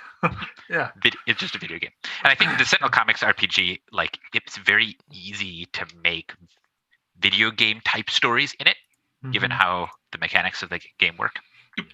It lends itself to that. That's true. All right, Dave, your letter continues. Yes. So Lightbulb also asks, for a villain based on the 4 elements, is it creepier for the villain to have each of their 4 limbs be made of one of the elements and have 4 heads, each made of one of the elements as well? Or rather, the body is split into 4 quadrants, converging at the navel, and each quadrant is made of one of the elements. I would ask my sister, but she has a very odd sense of creepiness. Amongst your characters, she believes Biomancer isn't all that creepy as you make him out to be, and Gloomweaver is kind of cool, but Baron Blade is the real creep. Okay. I would say that your sister and Jody should hang out. Yeah, right. Yeah. Yeah. So the question is, which of those versions of the elemental villain is creepier? I think the four heads is creepier. Yeah. I think I could make a cooler villain. Wow, Adam, just flexing. I mean, no, just I'm flexing saying here. like divided, okay. like into the. I'm saying that one sounds like a cooler aesthetic to me. What if each of the elements had its own shanty? So you have sea shanties already, but then you what also does a add fire shanty sound? the fire shanty, the air shanty. Right. Exactly, and the earth shanty. Yep. Yes. Pretty creepy. Yeah. Letter finishes. Thanks for your tips. I'm sure they will be useful. Light bulb. Right. Yeah. The chat wants Dave to say something and me to mimic him. Oh, sure. And we're using the exact same side accident. by side comparison. Yeah, that makes sense. So say a sentence, Dave, and then I'll say the same thing as you. And we won't be able to tell which order they did it in. This is going to be flawless. Yeah. Right. Forget about it. I'm walking here. Hey, I'm Dave. Forget about it. I'm walking here. And you can tell the difference between which one is actually Dave because he said that he was Dave. Right. Oh, wait a second. Yeah. Oh, no. Yeah. I have a real identity crisis now. But yeah, so Paul, could you tell the difference between those two voices at all? No. I was considering closing my eyes actually, so I couldn't see the Zoom. All right. Because then I don't. If I had done so, I don't think I would have. That's exactly it's impossible. Yeah. Right. It was the green outline, the yellowish green outline around the panels that gave. Oh, sure. That's the only thing. Yeah. That's fair. I should hear my map. Yeah. Mouth so you can. But see the yellowish green outline is still we have the audio thing. The chat's exactly the same. I looked away, and why did Dave say the same thing twice? Perfect. All right. Okay. I've got a letter here from Tom HC, who writes, "Hello, everyone. When an action/ability affects multiple targets, are all the targets affected simultaneously in a specific order? If so, in what order? Or does the source of the ability/action get to choose in what order the targets are affected?" Dave? I would think that 90% of the time it's not going to matter, and you'd say they're just applied all at the same time. Right.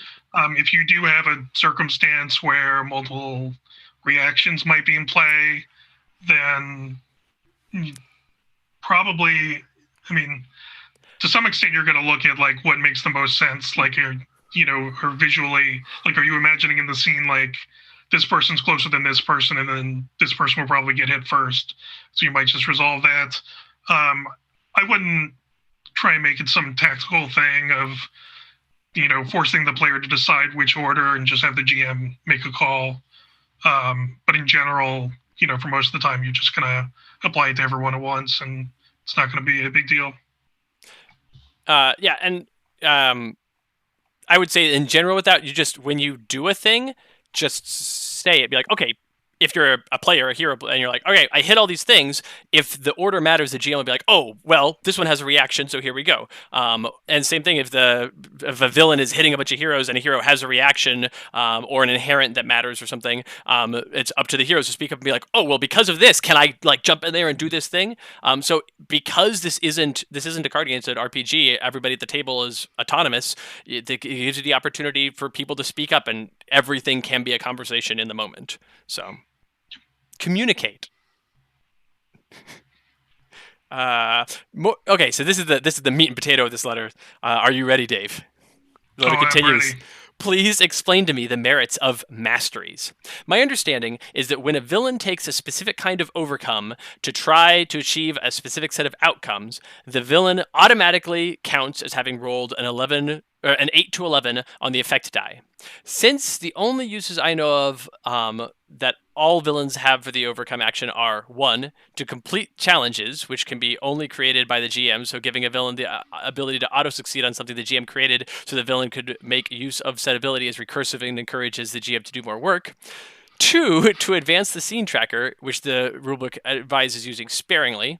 3, to remove a modifier in play, which in practice is more efficiently achieved by the boost hinder action to effectively negate or simply take another action and hope to roll high enough that the penalty is negligible, but is used up the action all the same. Thus, masteries do not seem to me like they give any worthwhile benefits, but I don't believe that they would have been included as they are in the rulebook if they didn't give a tangible edge to villains. So what am I overlooking? Yeah, so there's 2 big things to cover. So point number 1, where Tom says to complete challenges which can only be created by the GM. While it's true mostly that's the case, players may have circumstances where they've created a challenge that a villain would need to get out of, even if it's not strictly part of their power set.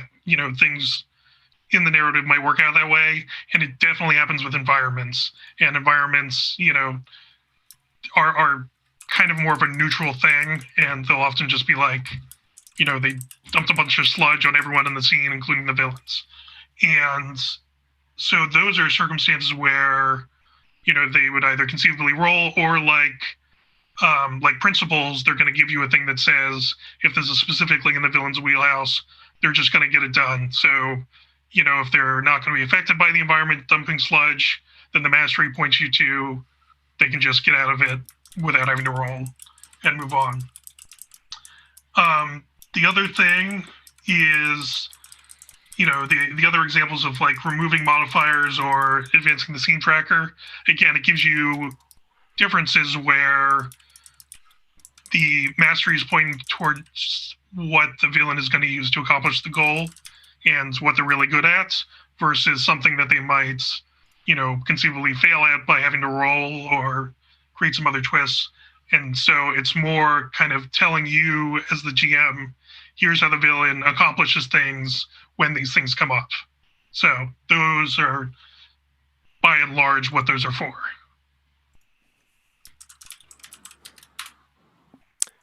I hope that helps. Yeah. It helped me. I didn't Good. thought through that. So, yeah. Great. All right. I have a letter from Sir Shermy, who writes, "Hello, intrepid creators.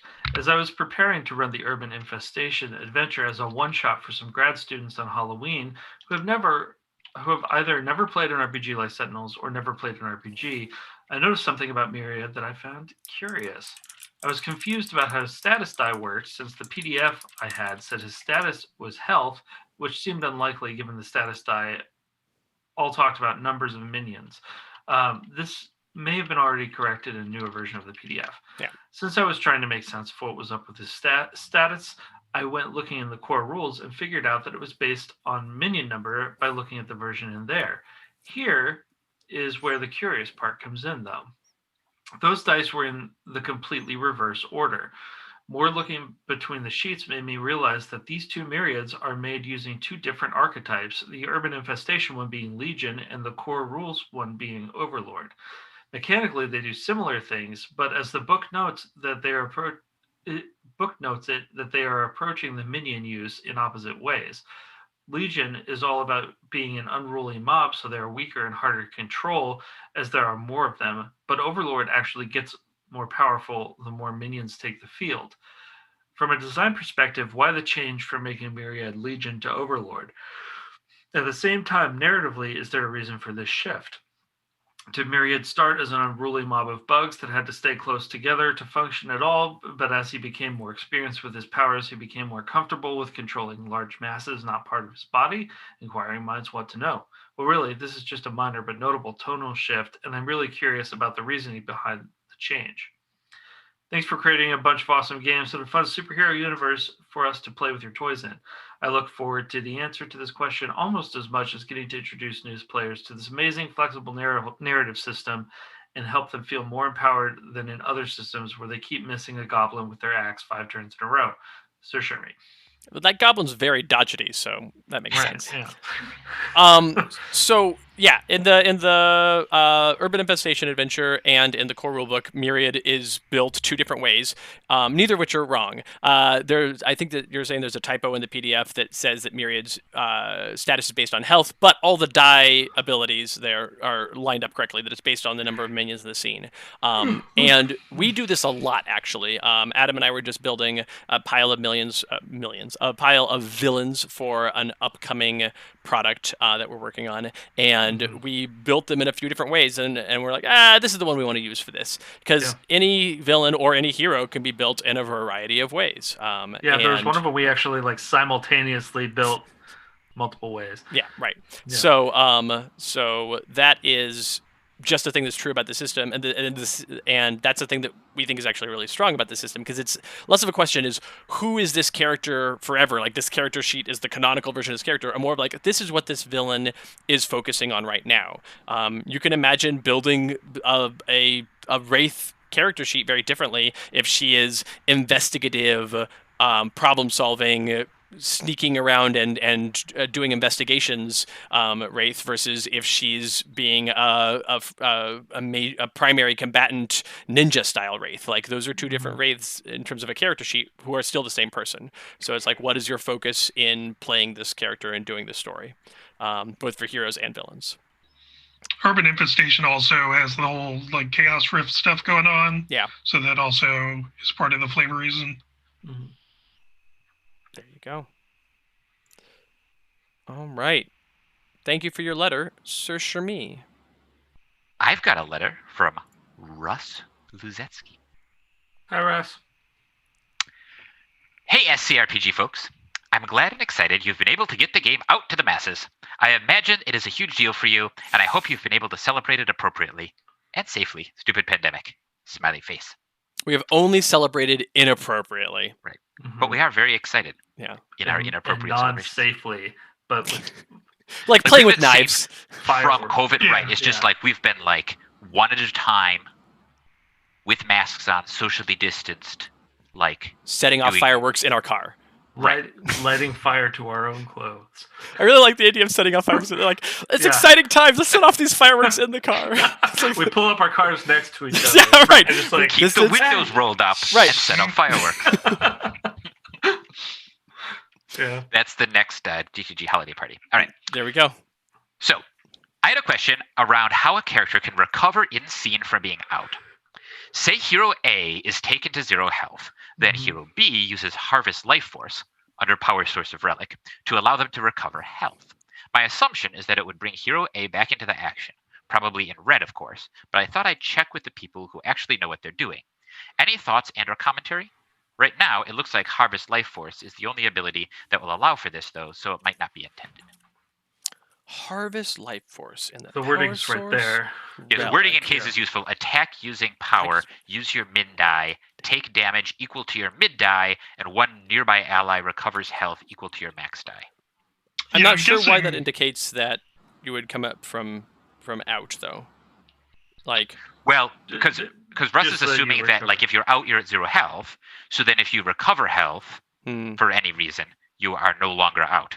And actually, I have that question too. Does that work? Can you be brought back from out in a scene like that? That is not the intention. Go ahead, Dave. Well, like, because you could even imagine like an environment, like a custom environment being like, and then you blah, blah, blah, make an overcome, and then allies regain health or something. I don't know. And like, I could see in a custom environment that said, oh, you can do there's an overcome challenge in this environment to restore out heroes. Like, doing it like a specific challenge thing to bring out heroes back. But usually, you can't, a hero, can't be a simple recover is not going to bring somebody from out back into having health. Not to say that there aren't things that could make somebody specifically go from out to being back in. Here's how I would explain why, based on this ruling. You two let me know if I'm wrong. Okay. Is that it says here that you attack using your mid die, you take damage equal to your mid die, and one nearby ally recovers health. Like takes the recover action. I assume that means, right? Yeah. But if you're out, you can't take the recover action. Right. So well, but it's not even the recover's not an action that anybody can take. It's a special action. So, I guess, yeah. Yeah. So, but it's like. But so your trick is recovers. You can only recover. You can only attack. You can only do those things if you're not out. And that's why you're the only thing. I think that says somewhere in there. The only thing you can do when you're out is use your out ability. Right. Exactly. Right. But you could, as you said, you could make like a custom thing as the GM. There could be a villain who has a challenge. I've got this something machine that I take out things and make them not out. I could see that being really fun for exactly the correct huge set piece fight or something. Sure. Where like it would give you like the ability as the GM to make something more dangerous and feel like really dire in a way that you wouldn't otherwise want to. Right. And make it like almost certain that heroes get knocked out, but give them a chance to like bring them back. I don't know. Yeah. The other thing is that is true is that like there may in the future be things that can do that in other books, but currently in the core rulebook there is no innate way to do that. Dave, tell me if I'm wrong. Yeah, you all pretty much got it. So one thing to note is that a lot of the, like the group recover stuff specifically says it only works on people who are in the yellow and red zones, which if you're in the out zone, you don't count. And Russ has picked up this is probably one where, it's not specific enough. And in general, you can't go from out, just with recovery. It's a thing that happens after the scene is over. Right. But that's also a rule that I would personally break if things look dire for the heroes and you really... I was going to say that, like, I would kind of let the fiction dictate this one in my personal games. That it's like, it depends on the strength of the roll. Also, if someone rolled to heal 5, like, I'm just going to be like, well, no. But if someone, like, oh my God, they got a 13 because of all this stuff, that I go, oh, they come back to health with 3 hit points, because like stuff like that happens in comics all the time. It's not. I don't think that. I don't think that it not being the rule should prevent you from telling a good story. This is the most important rule in every single tabletop RPG, which is that you're allowed to break literally any rule in the system if it will make it more fun for everyone. Yep. Always break rules if it will make it more fun for everyone. Yeah. So in the chat, Ensign53 says, so out does not equal 0 HP. There's no HP in the RPG. As an important note, it's health. Anyway, so out does not equal 0 health.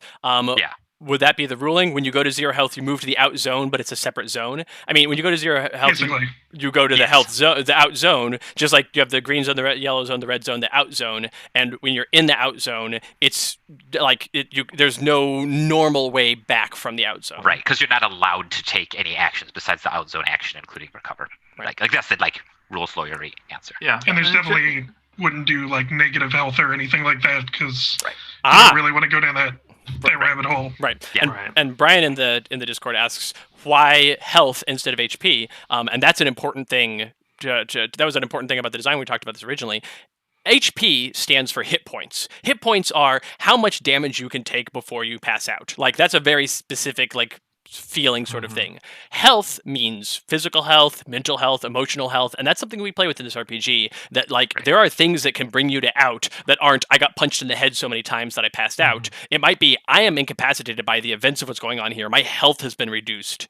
And it's not necessarily my blood is gone. It could be like I'm overcome. I'm physically completely fine, but no, there was just 100,000 people murdered in front of me in this giant bomb attack. Wow, Adam. And that's made me. Right. Yeah. Well, but there's other yes, it is dark. Other RPG systems that are more like mechanically crunchy and complicated would specifically break apart maybe into different categories, things that we intentionally put together into one category here, like how you're doing emotionally, psychologically, physically, whatever. Yeah. All right. Believe that is that everything from Russ's letter, Paul? No, there's another bit. Okay. So Russ then says, love the game and the stories it's allowing us to create. I've played a lot of different RPGs over the years, ranging from diceless systems like Everway and Amber to the uber crunch of GURPS. And the Sentinel Comics RPG is wonderfully unique in style and approach. The materials so far have been beautiful and of impressive quality. You are, as usual, awesome people making awesome stuff, and I greatly appreciate it. Have a better one, Russ.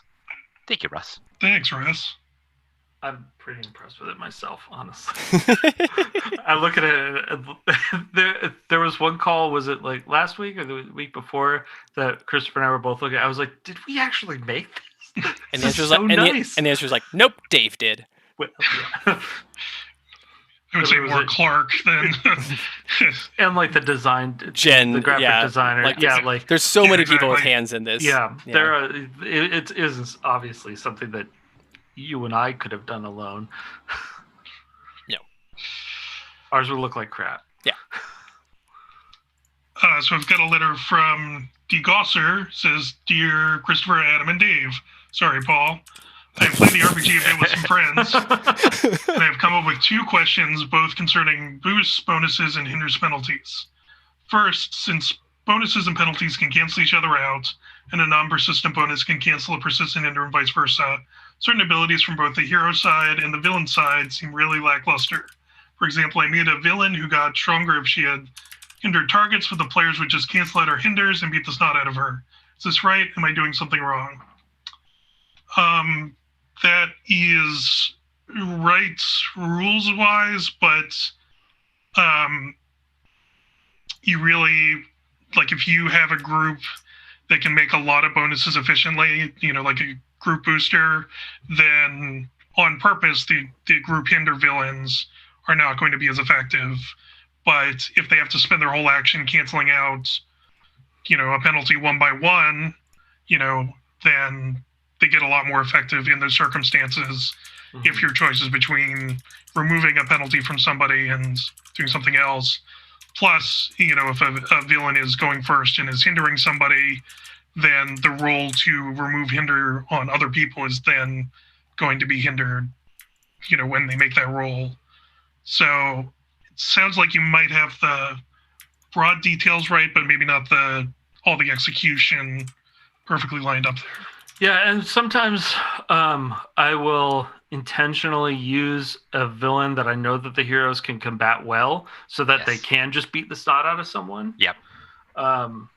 Because it's good for morale every now and then for them to just face someone, Yeah, this goes back to your job as a GM is to make it be fun. So sometimes you want people to be able to use the stuff they're awesome at and just kick the crap out of someone, and other times you want it to be challenging, so it feel like they earn something, and both are important and good, and the balance between them is just entirely feeling out your particular group and what they want. Like if some group just always wants easy fights constantly and that's super fun for them and they're super into it, why not?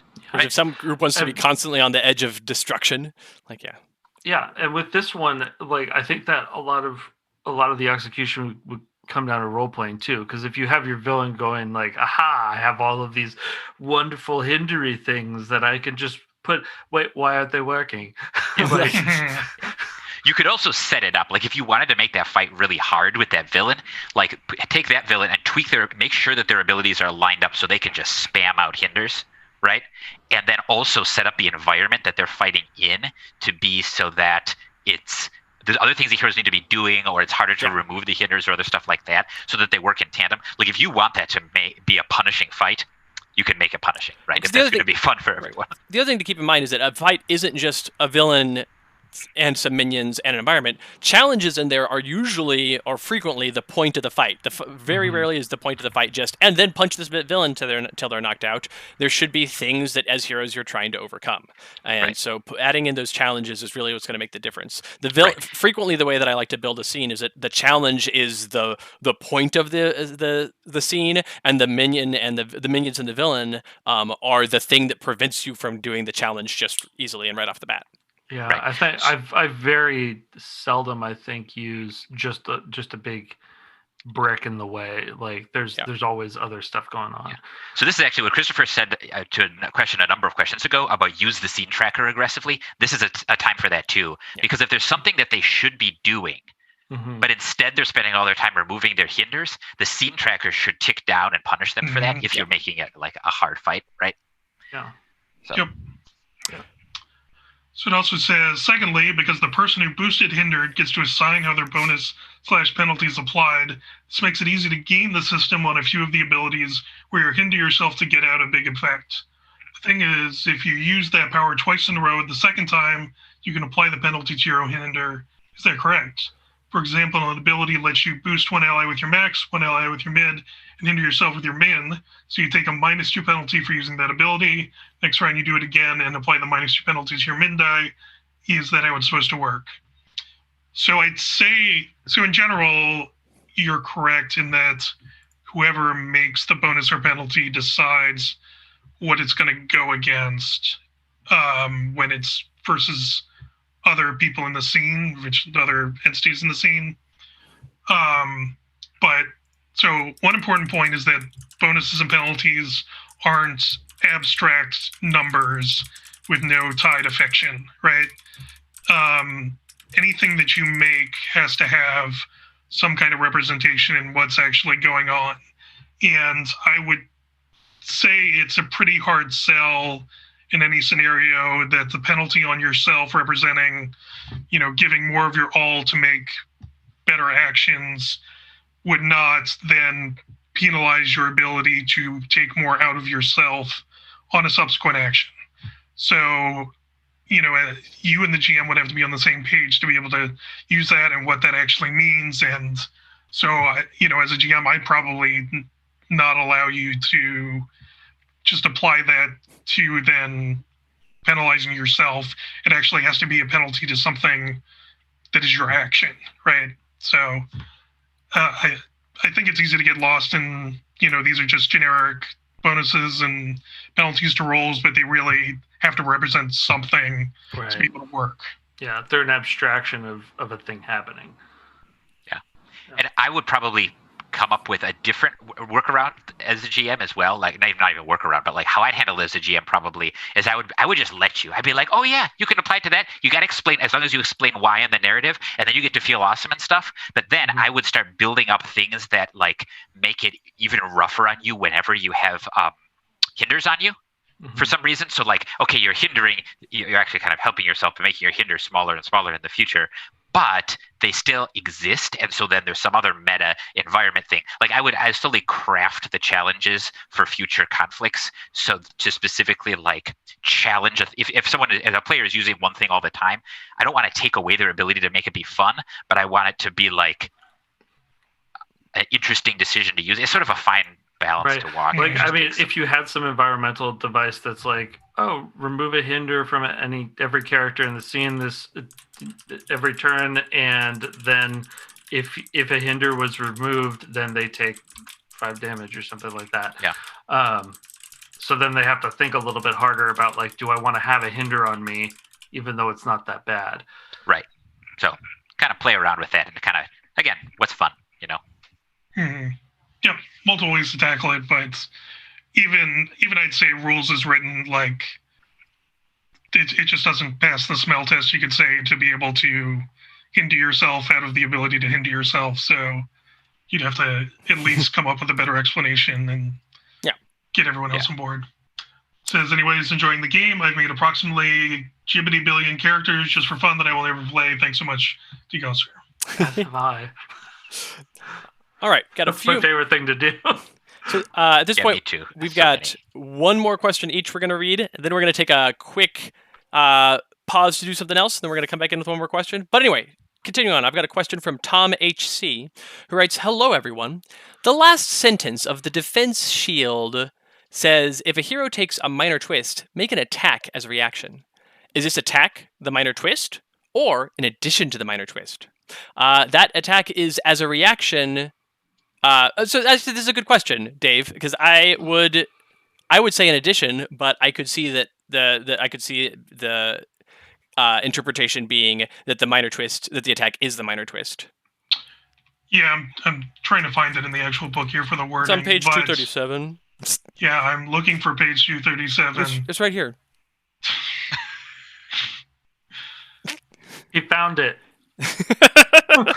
Good job. It says, if a hero takes a minor twist working on the shield, you can make an attack as a reaction by rolling your single power die. Yeah, that would be in addition. In addition, yeah. So they get twisted, and because they are like distracted by whatever the content of the twist is, you can also smack them around a bit. So punish them for messing with your shield.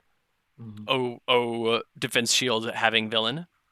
The letter continues, on a related topic, when a villain with the defense shield upgrade is introduced to a scene, when should the players be made aware of the shield's challenge? And this, I'm going to go back to the tried and true answer of, well, it depends on the fiction.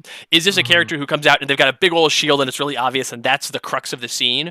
Or is the question is, what's the crux of the scene? What's the point of the scene? If the point of the scene is there's this big challenge that the heroes should be working on that isn't the villain, it's something else, and they're dealing with that, and this villain's here and they're fighting it, and they're like, man, whenever we're fighting this villain, we're not seeming to be able to get through its shield, but that's not the point. That's not the attention drawing point. The attention drawing point is this other thing over here. Then coincidentally, you have a villain with a defense shield who is messing around with you while you're trying to do your overcome. If the point of the scene is defeat the villain and the big thing that preventing you from defeating the villain, like when I used the laser dragon against the heroes in the first season of live streams I did, the point of that, the crux of that beginning of that scene was two things. One, the defense shield, and two, the laser dragon attacking things in the solar system they had to protect.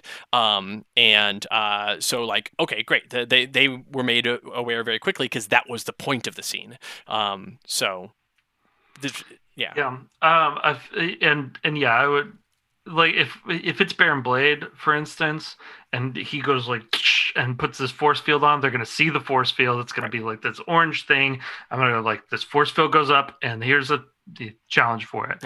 And I could even see. If it was like, hold on, I'm gonna interrupt you on that real quick. I could even see you doing it where you're like, Baron Blade's there. He's just like some guy in a lab coat, and you're fighting him. And then the first time somebody like shoots him with a thing, it pisses across the shield, and you're like, you have discovered that he has this shield that was secret, and now anything that goes in, and you put the challenge there. So either at the beginning of the scene or the first time he's attacked. So to just piggyback off of that, I would actually not take away their action for that. Like if they attack somebody and it bounces off the defense shield, tell them that, but then let them do something else. Yeah. And not just have wasted their turn to discover the shield was there. So you can still narratively discover it, but not. I was going to say that if I was making like Eunice from X-Men that has like a invisible personal force field. Oh, okay, sure. Like that's something I wouldn't tell them about until they encounter it. But the first time they encounter it, they don't have to necessarily have. It's the thing that we have talked about it many times about, like, you can feel a personal like setback in a scene without feeling like your turn or your action is wasted. So I also wouldn't even make them roll dice. I'd be like, once they say, well, I'm going to attack and I'm going to do X, Y, and Z, and be like, okay, before you roll the dice, you do it, it bounces off. But don't waste their turn on, And don't waste everyone's time of making them assemble a dice pool that you're just going to ignore anyway. Right. It's a jerk move. Yeah. Yeah. All right. What do you got? I have a letter from Mike, a.k.a. Broody Gambit. Broody Gambit. Yeah, Broody Gambit. Who writes, "Good noon, Christopher, Adam, Paul, and Dave." It's pretty close. One of these days, I'll get the time right. You were pretty close. Just you missed by 41 minutes. One of the things I really like about the system is how you can take a character or concept and work through the system to build the character in different ways. I thought it'd be a fun exercise to see how you four would come up with a character given just a hero name. What background, power source, archetype, and personality would each of you give a hero named Stopgap? Thank you for taking the time to read my letter. I hope you all have a wonderful day. Well, this is good because up to this point, we have been pretty focused on either talking about like general story, general GMing type stuff, or specific rules interactions. But this is okay. Let's like get a chance to flip through the book. Hey, everybody, look at this book we made. Oh my god! We all made this book. I have a special one. Oh, sorry. Hey, everybody, look at this book we made. We all made this book. It's nice, Adam. Do you have a special one? I have both. Yeah, I have my regular one's over there. I gotta go get mine. Paul, go get your book. I can just hold get my book. But yeah, so let's see. Powers. As I say, I was going to open the book for powers, for background, power source, archetype, and personality. Let's take a look. I'll go first, since to give people time to consider things. Sure. So let's see. For Stopgap, I made a character called Stopgap. Their background is medical. Okay. Their power source is tech upgrades. Okay. Yeah. Do you see where I'm going with this? Y/N? No. Their archetype is Minion Maker. Okay. Yeah. And their personality is I need somebody like who's on the. It's a little bit strung out. It's trying to handle it all. Too much. That's actually tricky. We'll say cheerful.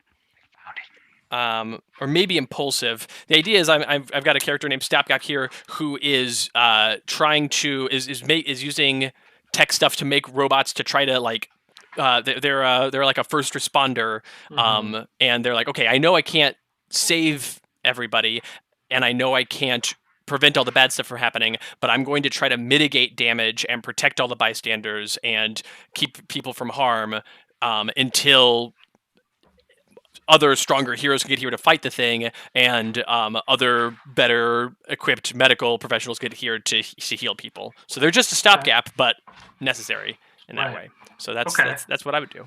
I have a different approach. Do it. Approaches are for villains, Adam. Oh, okay. Well, never mind. I'll just throw this out then. I think that I would go with created as my background. I believe. Let me look at that real quick. Yep. Created is what I'm going as background. I would go with artificial being as power source. I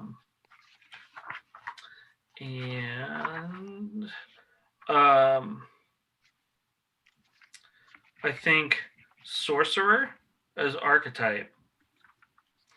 And then I'm thinking probably distant or stoic as personality. My thinking was basically a robot that is built to be a stopgap. Yeah. Gotta use the name. Right. Yeah. It's built to mitigate the most possible number of situations. Oh, so it's trying to see all the possible outcomes. Right. Yeah. And I think that like in this story, now it's all just like blowing up. There's an inventor who is dying. It is like, I have one last gift to the world, and this is not like it's not a solution. Right. It's not a solution. It's a stopgap. But I can, do this. I can leave them with this android that will. Maybe it has the inventor's personality in it too. I don't know. I kind of like it as a Pinocchio sort of thing, that it thinks of itself as the inventor's son. He's like, I have this burden. Right. Yeah. Yeah. Maybe it doesn't know it's a robot. Why would you say that, Christopher? That was one of my favorite things. I just like to pander to the people that are in this call. The people that are in this call, Dave. Damn it. I mean, of course. That's my stopgap. Dave, you Paul, yes. Which one of you wants to go next? Yeah. So I had chat roll 2d10 for me. Nice. And the first one I saw was a 2 and a 6. So 2 is blank slate, 6 law enforcement, or if I add them together, 8 would be tragic. I'm going to go with blank slate because that's the gap part of it. Sure. And potentially, with D10 and 2d8s, I can get anywhere up to 18, but I'm going to say because it is someone that's a blank slate, their powers are more mysterious to them. I'm going to go with relic. But there's actually a relic that they have no memory of how they got it, but it can do some things that we will discover shortly. The next one is 2d10, so the world would be my oyster there, potentially. So I think I would do something like Reality Shaper, just to be able to actually mess with time to a certain extent, and be able to seize things in their tracks. And they're trying a variety of stopgap solutions You know, like something's charging at you, you stop time momentarily, try and take care of the problem, which might not fully do it once time is going again. And then for personality, I think they're probably pretty distant. Yeah. All right. Seems good. All right, Paul. Yeah, so I got to hear Stopgap is a hero that just like lives in the London Underground and makes it so that no one gets their foot caught in the gap between the train and the platform. I don't know what I expected, and I'm so undisappointed. So the background is going to be just unremarkable, just like a person traveling on the underground, you know, every day, seeing the injuries that happened to people that did not mind the gap. And then found a relic, an ancient relic from when the London Underground was created, which was actually, it turns out, created by some kind of mysterious technomancers from the 19th century, right? Sure. So it's buried down there deep and gains the power to like keep people safe, a power that has not been held since 1926. Right. And so then gets that power, turns into Stopgap, and then just starts patrolling out around the underground. And so the archetype that I would go for is Transporter, because they're able to just like get in there and move people away from the gap. Yeah. They're not minding it appropriately. That's very specific. Yeah. And then the personality is Lone Wolf. They just kind of live down there on their own. Yeah. Coming out of the shadows of the tunnels, like lives in an abandoned underground station. Yeah. That's the lair. A lot of space to play with down there. Yeah. Yeah, exactly. So that's what I got. All right. A lot of good ability names. Like Mind the Gap would be really good. Yes. Yeah. That Mind the Gap might be the role-playing trait. Yeah, that's that might true. Be that's such a everything about the character. And then the red ability is Mornington Crescent, which is a very specific reference. Oh my gosh, yes, that is fantastic. See, it's so good because everything is underground jokes. The whole character all the way down. I love it. All right, Paul, you want to read a letter? Yeah, why not? The letter that I'm going to read is from Dynamite. He says, "Hello, Christosaur, Adamicus, and Trevordon." Who's recording? That's good. Oh, Trevordon's not here. To come up with Trevordon. That's better. That's obviously Trevordon. Got to come up with Paul and Dave ones in a little bit, but we'll workshop that later. Yeah. I'm working on adding myself to the world of Sentinel Comics through the RPG, and have run into a problem. What archetype to use? I found this old relic that somehow connects me to the Nexus of the Void and allows me to channel the spirits that surround it, presumably dinosaur-like with its new location. The two archetypes that seem to best fit are either modular or form changer. Okay. However, I don't think my power set thinks something like Shaman Schminder. Oh, this is a... Don't worry about it. Shaman Schminder? Okay. Involves any self-control powers, except maybe a loose interpretation of shape-changing. But I feel there is more power diversity, such as different elemental powers, than modular allows. Which, if either, is the best option? Sincerely yours, Dynamite. Interesting. I could see doing it, because what you're describing, what you want, with, let's see. Yeah, so I would, like, if the archetypes of modular and form changer aren't primarily what your character is doing, I would pick a different archetype that has the power set that you want and just like sort of flavor, like elemental or blaster or something like that, that you flavor it in kind of a form changery way, that's how the piece is, but the archetype is more about what you do than and so how you do it. And so what you do is add, like, shape-shifting as a power, right? Like on your sheet, even if you don't have a form changer power, and you could just like say, "Oh, this is me using my shape-shifting to do this." But if the thing you really want to do is jump into the different forms of the different elemental things, great. Take form changer, build yourself a different form that matches each one, and you're saying, in terms of power diversity, it's all in how you describe it, how you explain it. So if the most important thing about your character is the fact that you're jumping through these different forms, form changer. If the most important thing is that you can do a lot of cool things with elemental powers, great. You want element manipulator or blaster, depending on if you're offensive or area. So it's kind of what is your intent? How do you want them to act in play is more important there than I need to make this exactly canonically accurate for how this works. Right. And then there's a PS. Does Insula Primalis have simildons, mastodons, and other similar prehistoric beasts? I know they aren't dinosaurs, but if it's good enough for the Schmauerschmangers, it's good enough for me. Fair enough. Yeah, Insula Primalis has some other prehistoric beasts. I don't think any Ice Age creatures, though. Like, probably not, because it's a very it's like a pre-Ice hot, Age humid environment. Yeah, that's like well. So you didn't get any. Yeah. Yeah. Nothing like with nothing that needs to be like a heavy coated creature because it never got to be that. I mean, maybe you could have like there's one woolly mammoth there that got stuck on an ice floe and like made its way across and then got off on the island. Like, I'm stuck here, and then just immediately shed all the fur. It's just a naked woolly mammoth. Ate it. Gone. Yeah. Right. Yeah. All right. Question from Armored Phoenix says, "Hello, oh great and powerful creators. Today I return to you with a thank you, and a thank you. Firstly, hi, call me David, fastest delivery rabbit you'll ever kind of see as he streaks by. Just wanted to say thanks for letting me show off how fast I am in a whole new reality. If I save some people or win some medals along the way because I'm speedy, that's cool too. Anyway, gotta run. From David, aka Wild Rush, a new hero in the SCU. Secondly, greetings, my name is Lilith. If you're in need of a tech repair squirrel, I'm sure I can be of service. Doesn't hurt that my roommate doubles as my quite speedy delivery assistant. Oh right, one other thing. Seriously, what are humans? I don't get it. You don't have tails or fur. I'm so confused, thank you.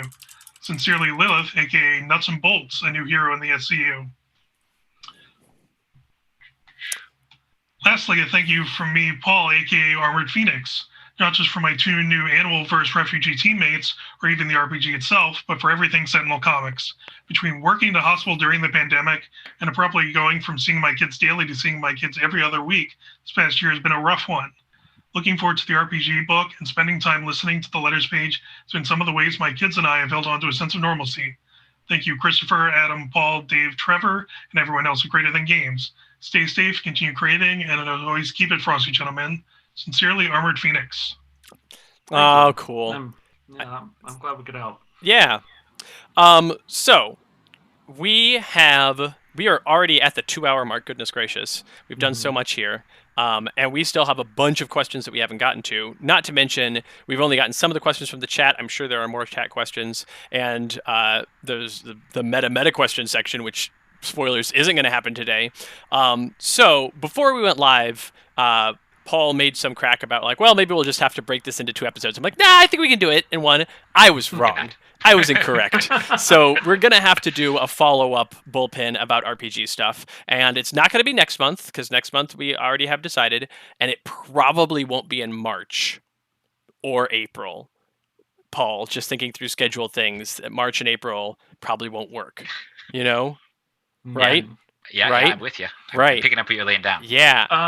But May is a great time to talk more about the RPG. Well, I was gonna say we could talk about this a little bit more off air. Of course. But and we could do it. So you and I can record at another time also, and we could preempt this slot and do an extra show. That's true, and we could even do a thing where we could do, if Dave's willing to come back and do a thing where some month we do. All right, we'll do a writer's room, we'll do a creative process, we'll do an editor's note, and we'll do an extra bullpen in there. So we're still covering stuff we need to. So anyway, the point being, sometime in the next less than 5 months. But not exactly certain when, but sometime in the next less than 5 months, we will do another Sentinel Comics RPG focused bullpen because you demanded it with your giant pile of words and our inability to get through them all in time, which great. That's great. However, before we go today, I want to do 2 more things. One, is there anything that any of the 3 of you, dear fellow bullpenners, want to talk about in this book? Because we said we were going to like flip through this book, and we did a little bit. Is there anything else in this book that anybody wants to be like, oh my gosh, did you look at this thing or that thing? So I just want to say, this was my immediate thought when I was looking up this stuff for my character. Yeah. I am so glad we spent the foolish amount of time putting page numbers everywhere. Yeah. because it's so easy to look at the chart and be like, oh, you talk about, like, when you're doing character creation, the chart at the beginning of it has like, oh, backgrounds are this page, and archetypes are this page, and power sources are this page. Yeah. And it's right, and you go there. And then within each one of them, they're like, oh, this archetype has its description on this page. There's so many page numbers, and it took so long to get them right, but they're really good. I would say my usual thing that I hate about RPG books is that, like, the wall of text.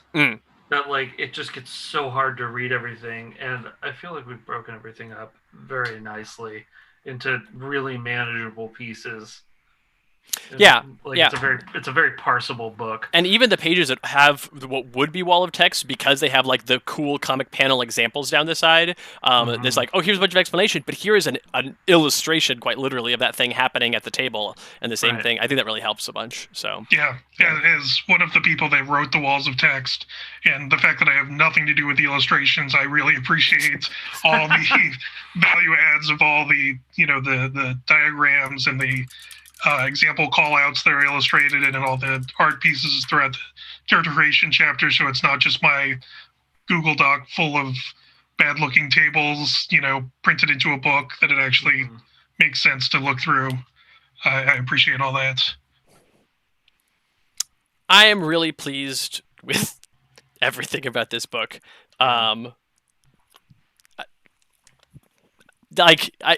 Picking out any one particular thing is very challenging. So, yeah. Anyway, it's great. Adam and I have been having a blast recently using it to make content for upcoming stuff, and just like using the book. Somebody in the chat earlier, I think it was Ensign, said that he appreciated how we had made a bunch of heroes and villains and environments and minions and lieutenants in the back of the book, and none of them cheated. Like, none of them were like, oh, we just like threw this together. They all followed the system. And yeah, like, the system works when we're making content for this. This is one of the things when Dave and I did this a bunch, where we made characters the way we wanted them to work, and then made a system based on how those characters worked, and then made the characters out of that system, and then, the system needs to change. And we went back and forth infinitely until it worked. And now it's the point where it's like, oh, this system works and we're happy with it. So when we need to make content, we can just use the system that we made. It's strong enough, and it's robust enough, and variable enough. You can still do lots of weird out there things. I remember when you and I were rolling the characters for the core book too, that we were like, okay, we want to make sure that while we're doing this, there are at least 2 ways that you could make each character. Right. And at least we never ran into problems with that. Yeah, we never came even close to any problems. So, and this is. I'm pretty sure we started on this in 2014, and so just going from meetings and prototypes and thinly disguised character sheet to actually having a book is a big deal. And what a book! It's so little, so svelte, so petite. Right. Yeah, I'm really glad with how it turned out. It just says communicates on one page, and then over and over. Over and over. All right. So finally, before we call it, Paul, do you want to read a thing? Yes, I would love to. Cue the music. All right. This is from DeGosser. Dear Adam, Christopher, Paul, Dave, Trevor, guys, and whoever else is there. I know I said that last time would be the last time, but listening to how awesome Trevor made my quiz show sound in the publisher's note number 9, how could I not bring back the thing that combines all of your favorite things? Sentinels of the Multiverse, Star Trek, and game shows. That's all of our favorite things? That's a complete list. It's time for episode 2 of the Sentinels/Star Trek crossover quiz. The rules are the same as last time. Paul, or maybe Trevor. It's Paul. We'll read a bit of Sentinels comics lore to Christopher, who will have to name the closest Star Trek analog from the answers given. Apologies to Dave, who may have to just sit back and relax, or maybe he can play along too. I don't know how big a Star Trek fan he is. Okay, how big a Star Trek fan are you, Dave? Very. I wrote my own Star Trek RPG a few years ago so that I could play it. So you're probably precluded from these questions. Well, so what we're gonna do is Paul's gonna read the question. Yeah. Okay. Adam, you and I, because you and I have fairly similar Star Trek knowledge, which is to say we know that Star Trek exists. I've watched a bunch of it. Okay, well then never mind. I will go first, like, because I'm the yeah. least Star Trek knowledgeable. Okay. Then Adam, you will attempt to answer it. And then Dave, you will attempt to answer it, probably getting it right. And then if none of us get it right, so it's a tiered system of like, can Christopher get it? Most No. of my retained knowledge comes down to a double dumbass on you. Right, exactly. All right, so that's what we'll do is we'll go, Adam, I'll give it a use shot, the Adam will language give it a as shot. altered since our arrival. It is Dave will currently probably at get it least before, right. shall we say colorful metaphors. Can we get awarded in Quatloos though? It's up to Paul. Paul's running this show. No, it's up. It's not up to me. I'm not running the show. I'm just reading the show. Okay. I'm a paid performer. D. Gosser is running the show. Okay. I don't even know the rules. All right. All right. Yeah, yes, okay. Apologies, Dave. Here you go. It should be noted, as Christopher thought the questions were too easy last time, that here in round 2 the difficulty has been increased. Why would I ever Why did you say that? indicate that? That Seems was foolish to me. That was very foolish. Ready? Let's go. Question number 1. The Starcross is a starship that can be piloted by only 2 people for an extended period of time, go faster than the speed of light, and can also house at least one more occupant, namely Rannick Kelvos. What type of Star Trek ship could also do this? A, an NX-class explorer. B, a Constitution-class cruiser. C, a Danube-class runabout. Or D, the unique Delta Quadrant ship Alice. So, first off, Paul, do you know what the Starcross is? I have no idea. So it's all Sentinel Comics stuff. Anyway, okay, all right. So I'm gonna talk through my reasoning here. I don't think it's the cruiser. I don't think it's B, a Constitution class cruiser, because a cruiser doesn't sound like 2 people piloting a ship. So I'm gonna eliminate the cruiser. I similarly don't think it's the Explorer. That one I'm less certain on. The Explorer, it sounds like it could be a scout ship, so it could be just 2 people. But I feel, and I'm going to get rid of the unique Delta Quadrant ship Alice. That may as well be it, but that's such a like niche thing that I don't want to mess with it. So I'm going to go with the runabout because that sounds pretty small. So that's what I'm going to say is C, a Danube class runabout. And don't tell me what the right answer is. Just tell me if I'm wrong. So the Danube class runabout, I believe, is the right answer. Okay. At the bottom of the letter, there's the answers. I didn't read it, but you can scroll down and double check. Oh, they are nice. That would have been my guess for the same reasons. I think I know about as much as you on this stuff. Yes. Okay, good. Did I get it right? Yeah. Yeah, still very too nice. Easy. Nice. All right. Well, let's see. Oh yeah, we'll see. Tempest is a member of a long-lived alien species and has experiences of being a scientist, ambassador, and warrior over his life. What Star Trek character is similar? A, Dr. Phlox. B, Rom. C, the Dax symbiote. Or D, Loxana Troy.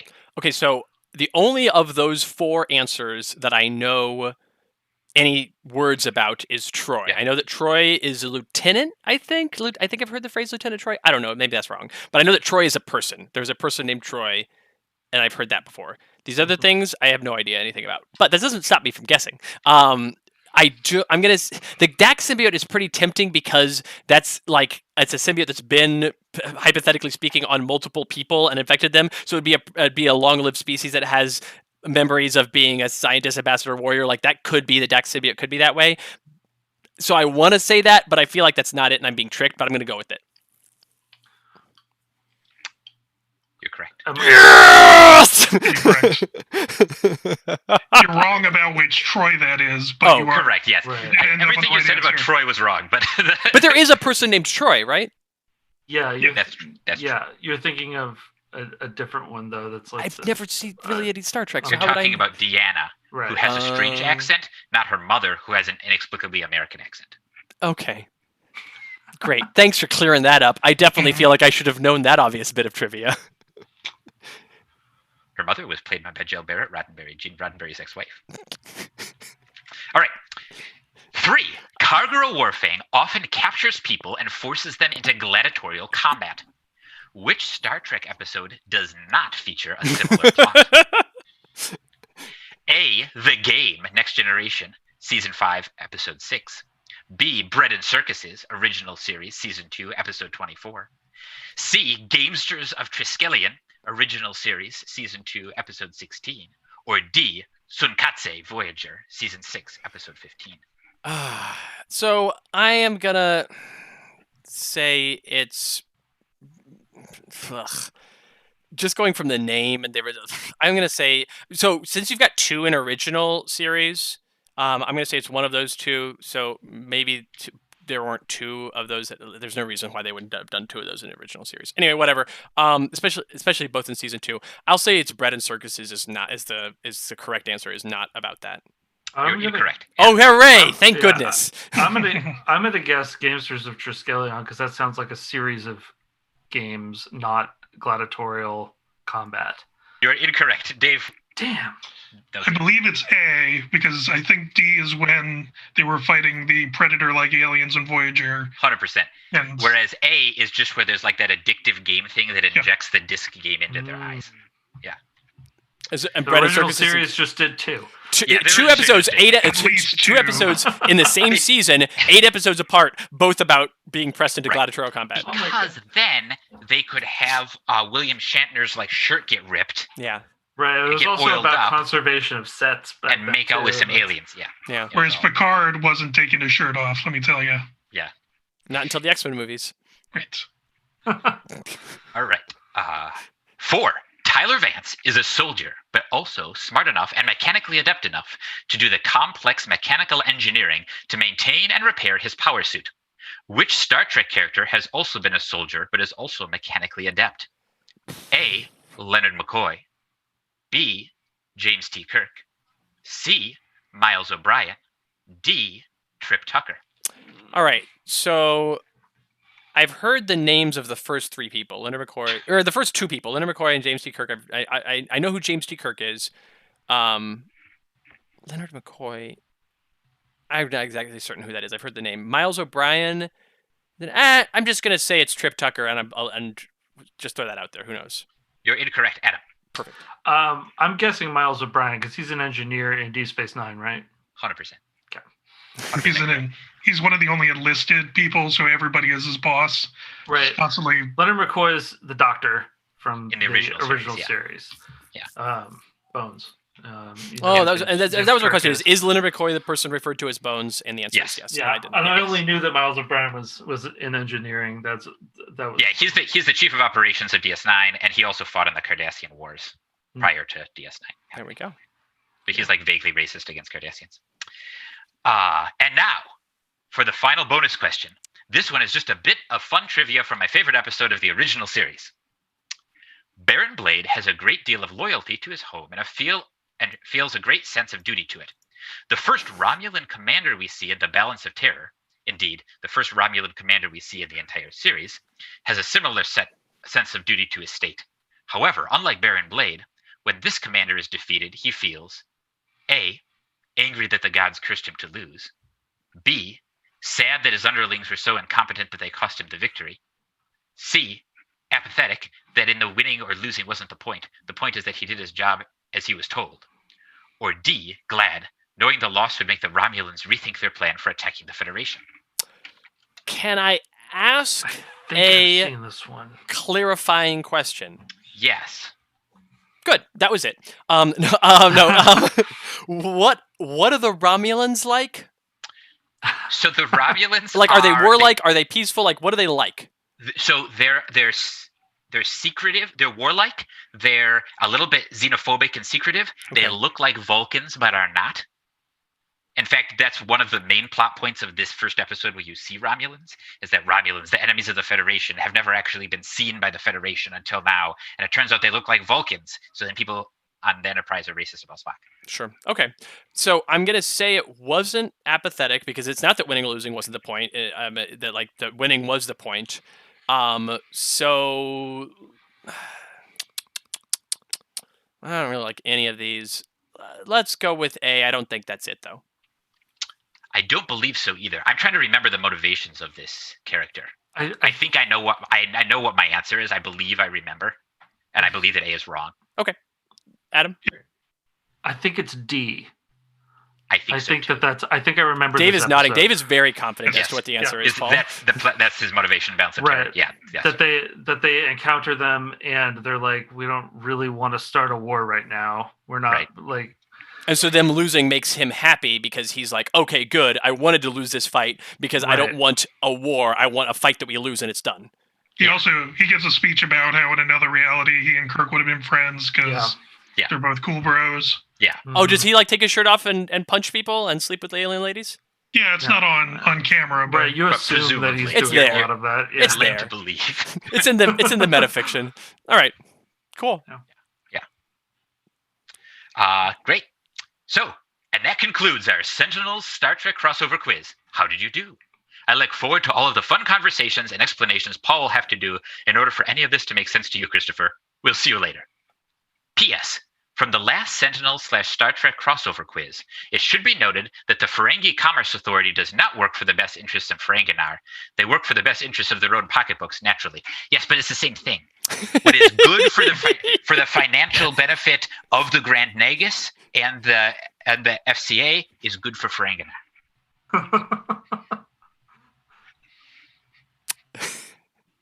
Awesome. Remember that Russian question that was calling you a bourgeoisie businessman? Yes, I do. Oh my goodness. Well, thank you everybody for joining us.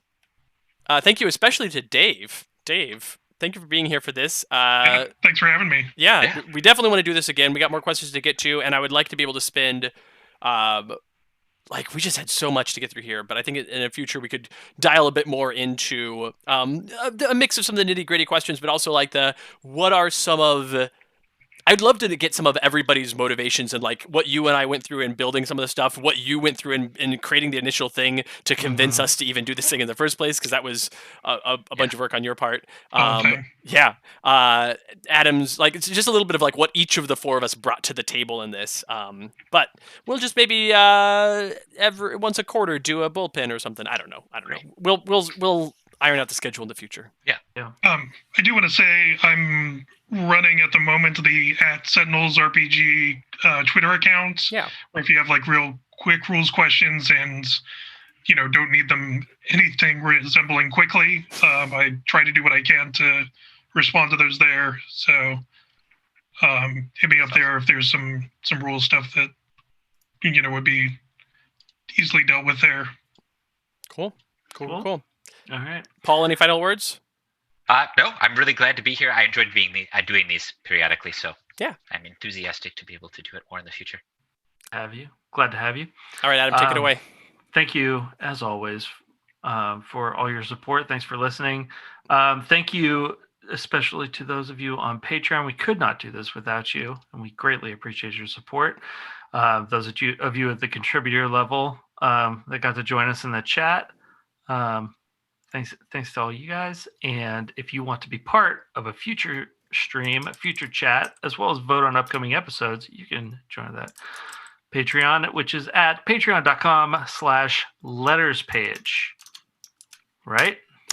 patreon.com/the letters page. The letters page is that one. gtg.com/letters page. Patreon.com. Now I'm even doubting myself. Yeah, patreon.com/the letters page. The letters page. We get a the. Right, there you go. Yeah. Oh, boy. Thanks, everybody, and we will catch you next time. Farewell.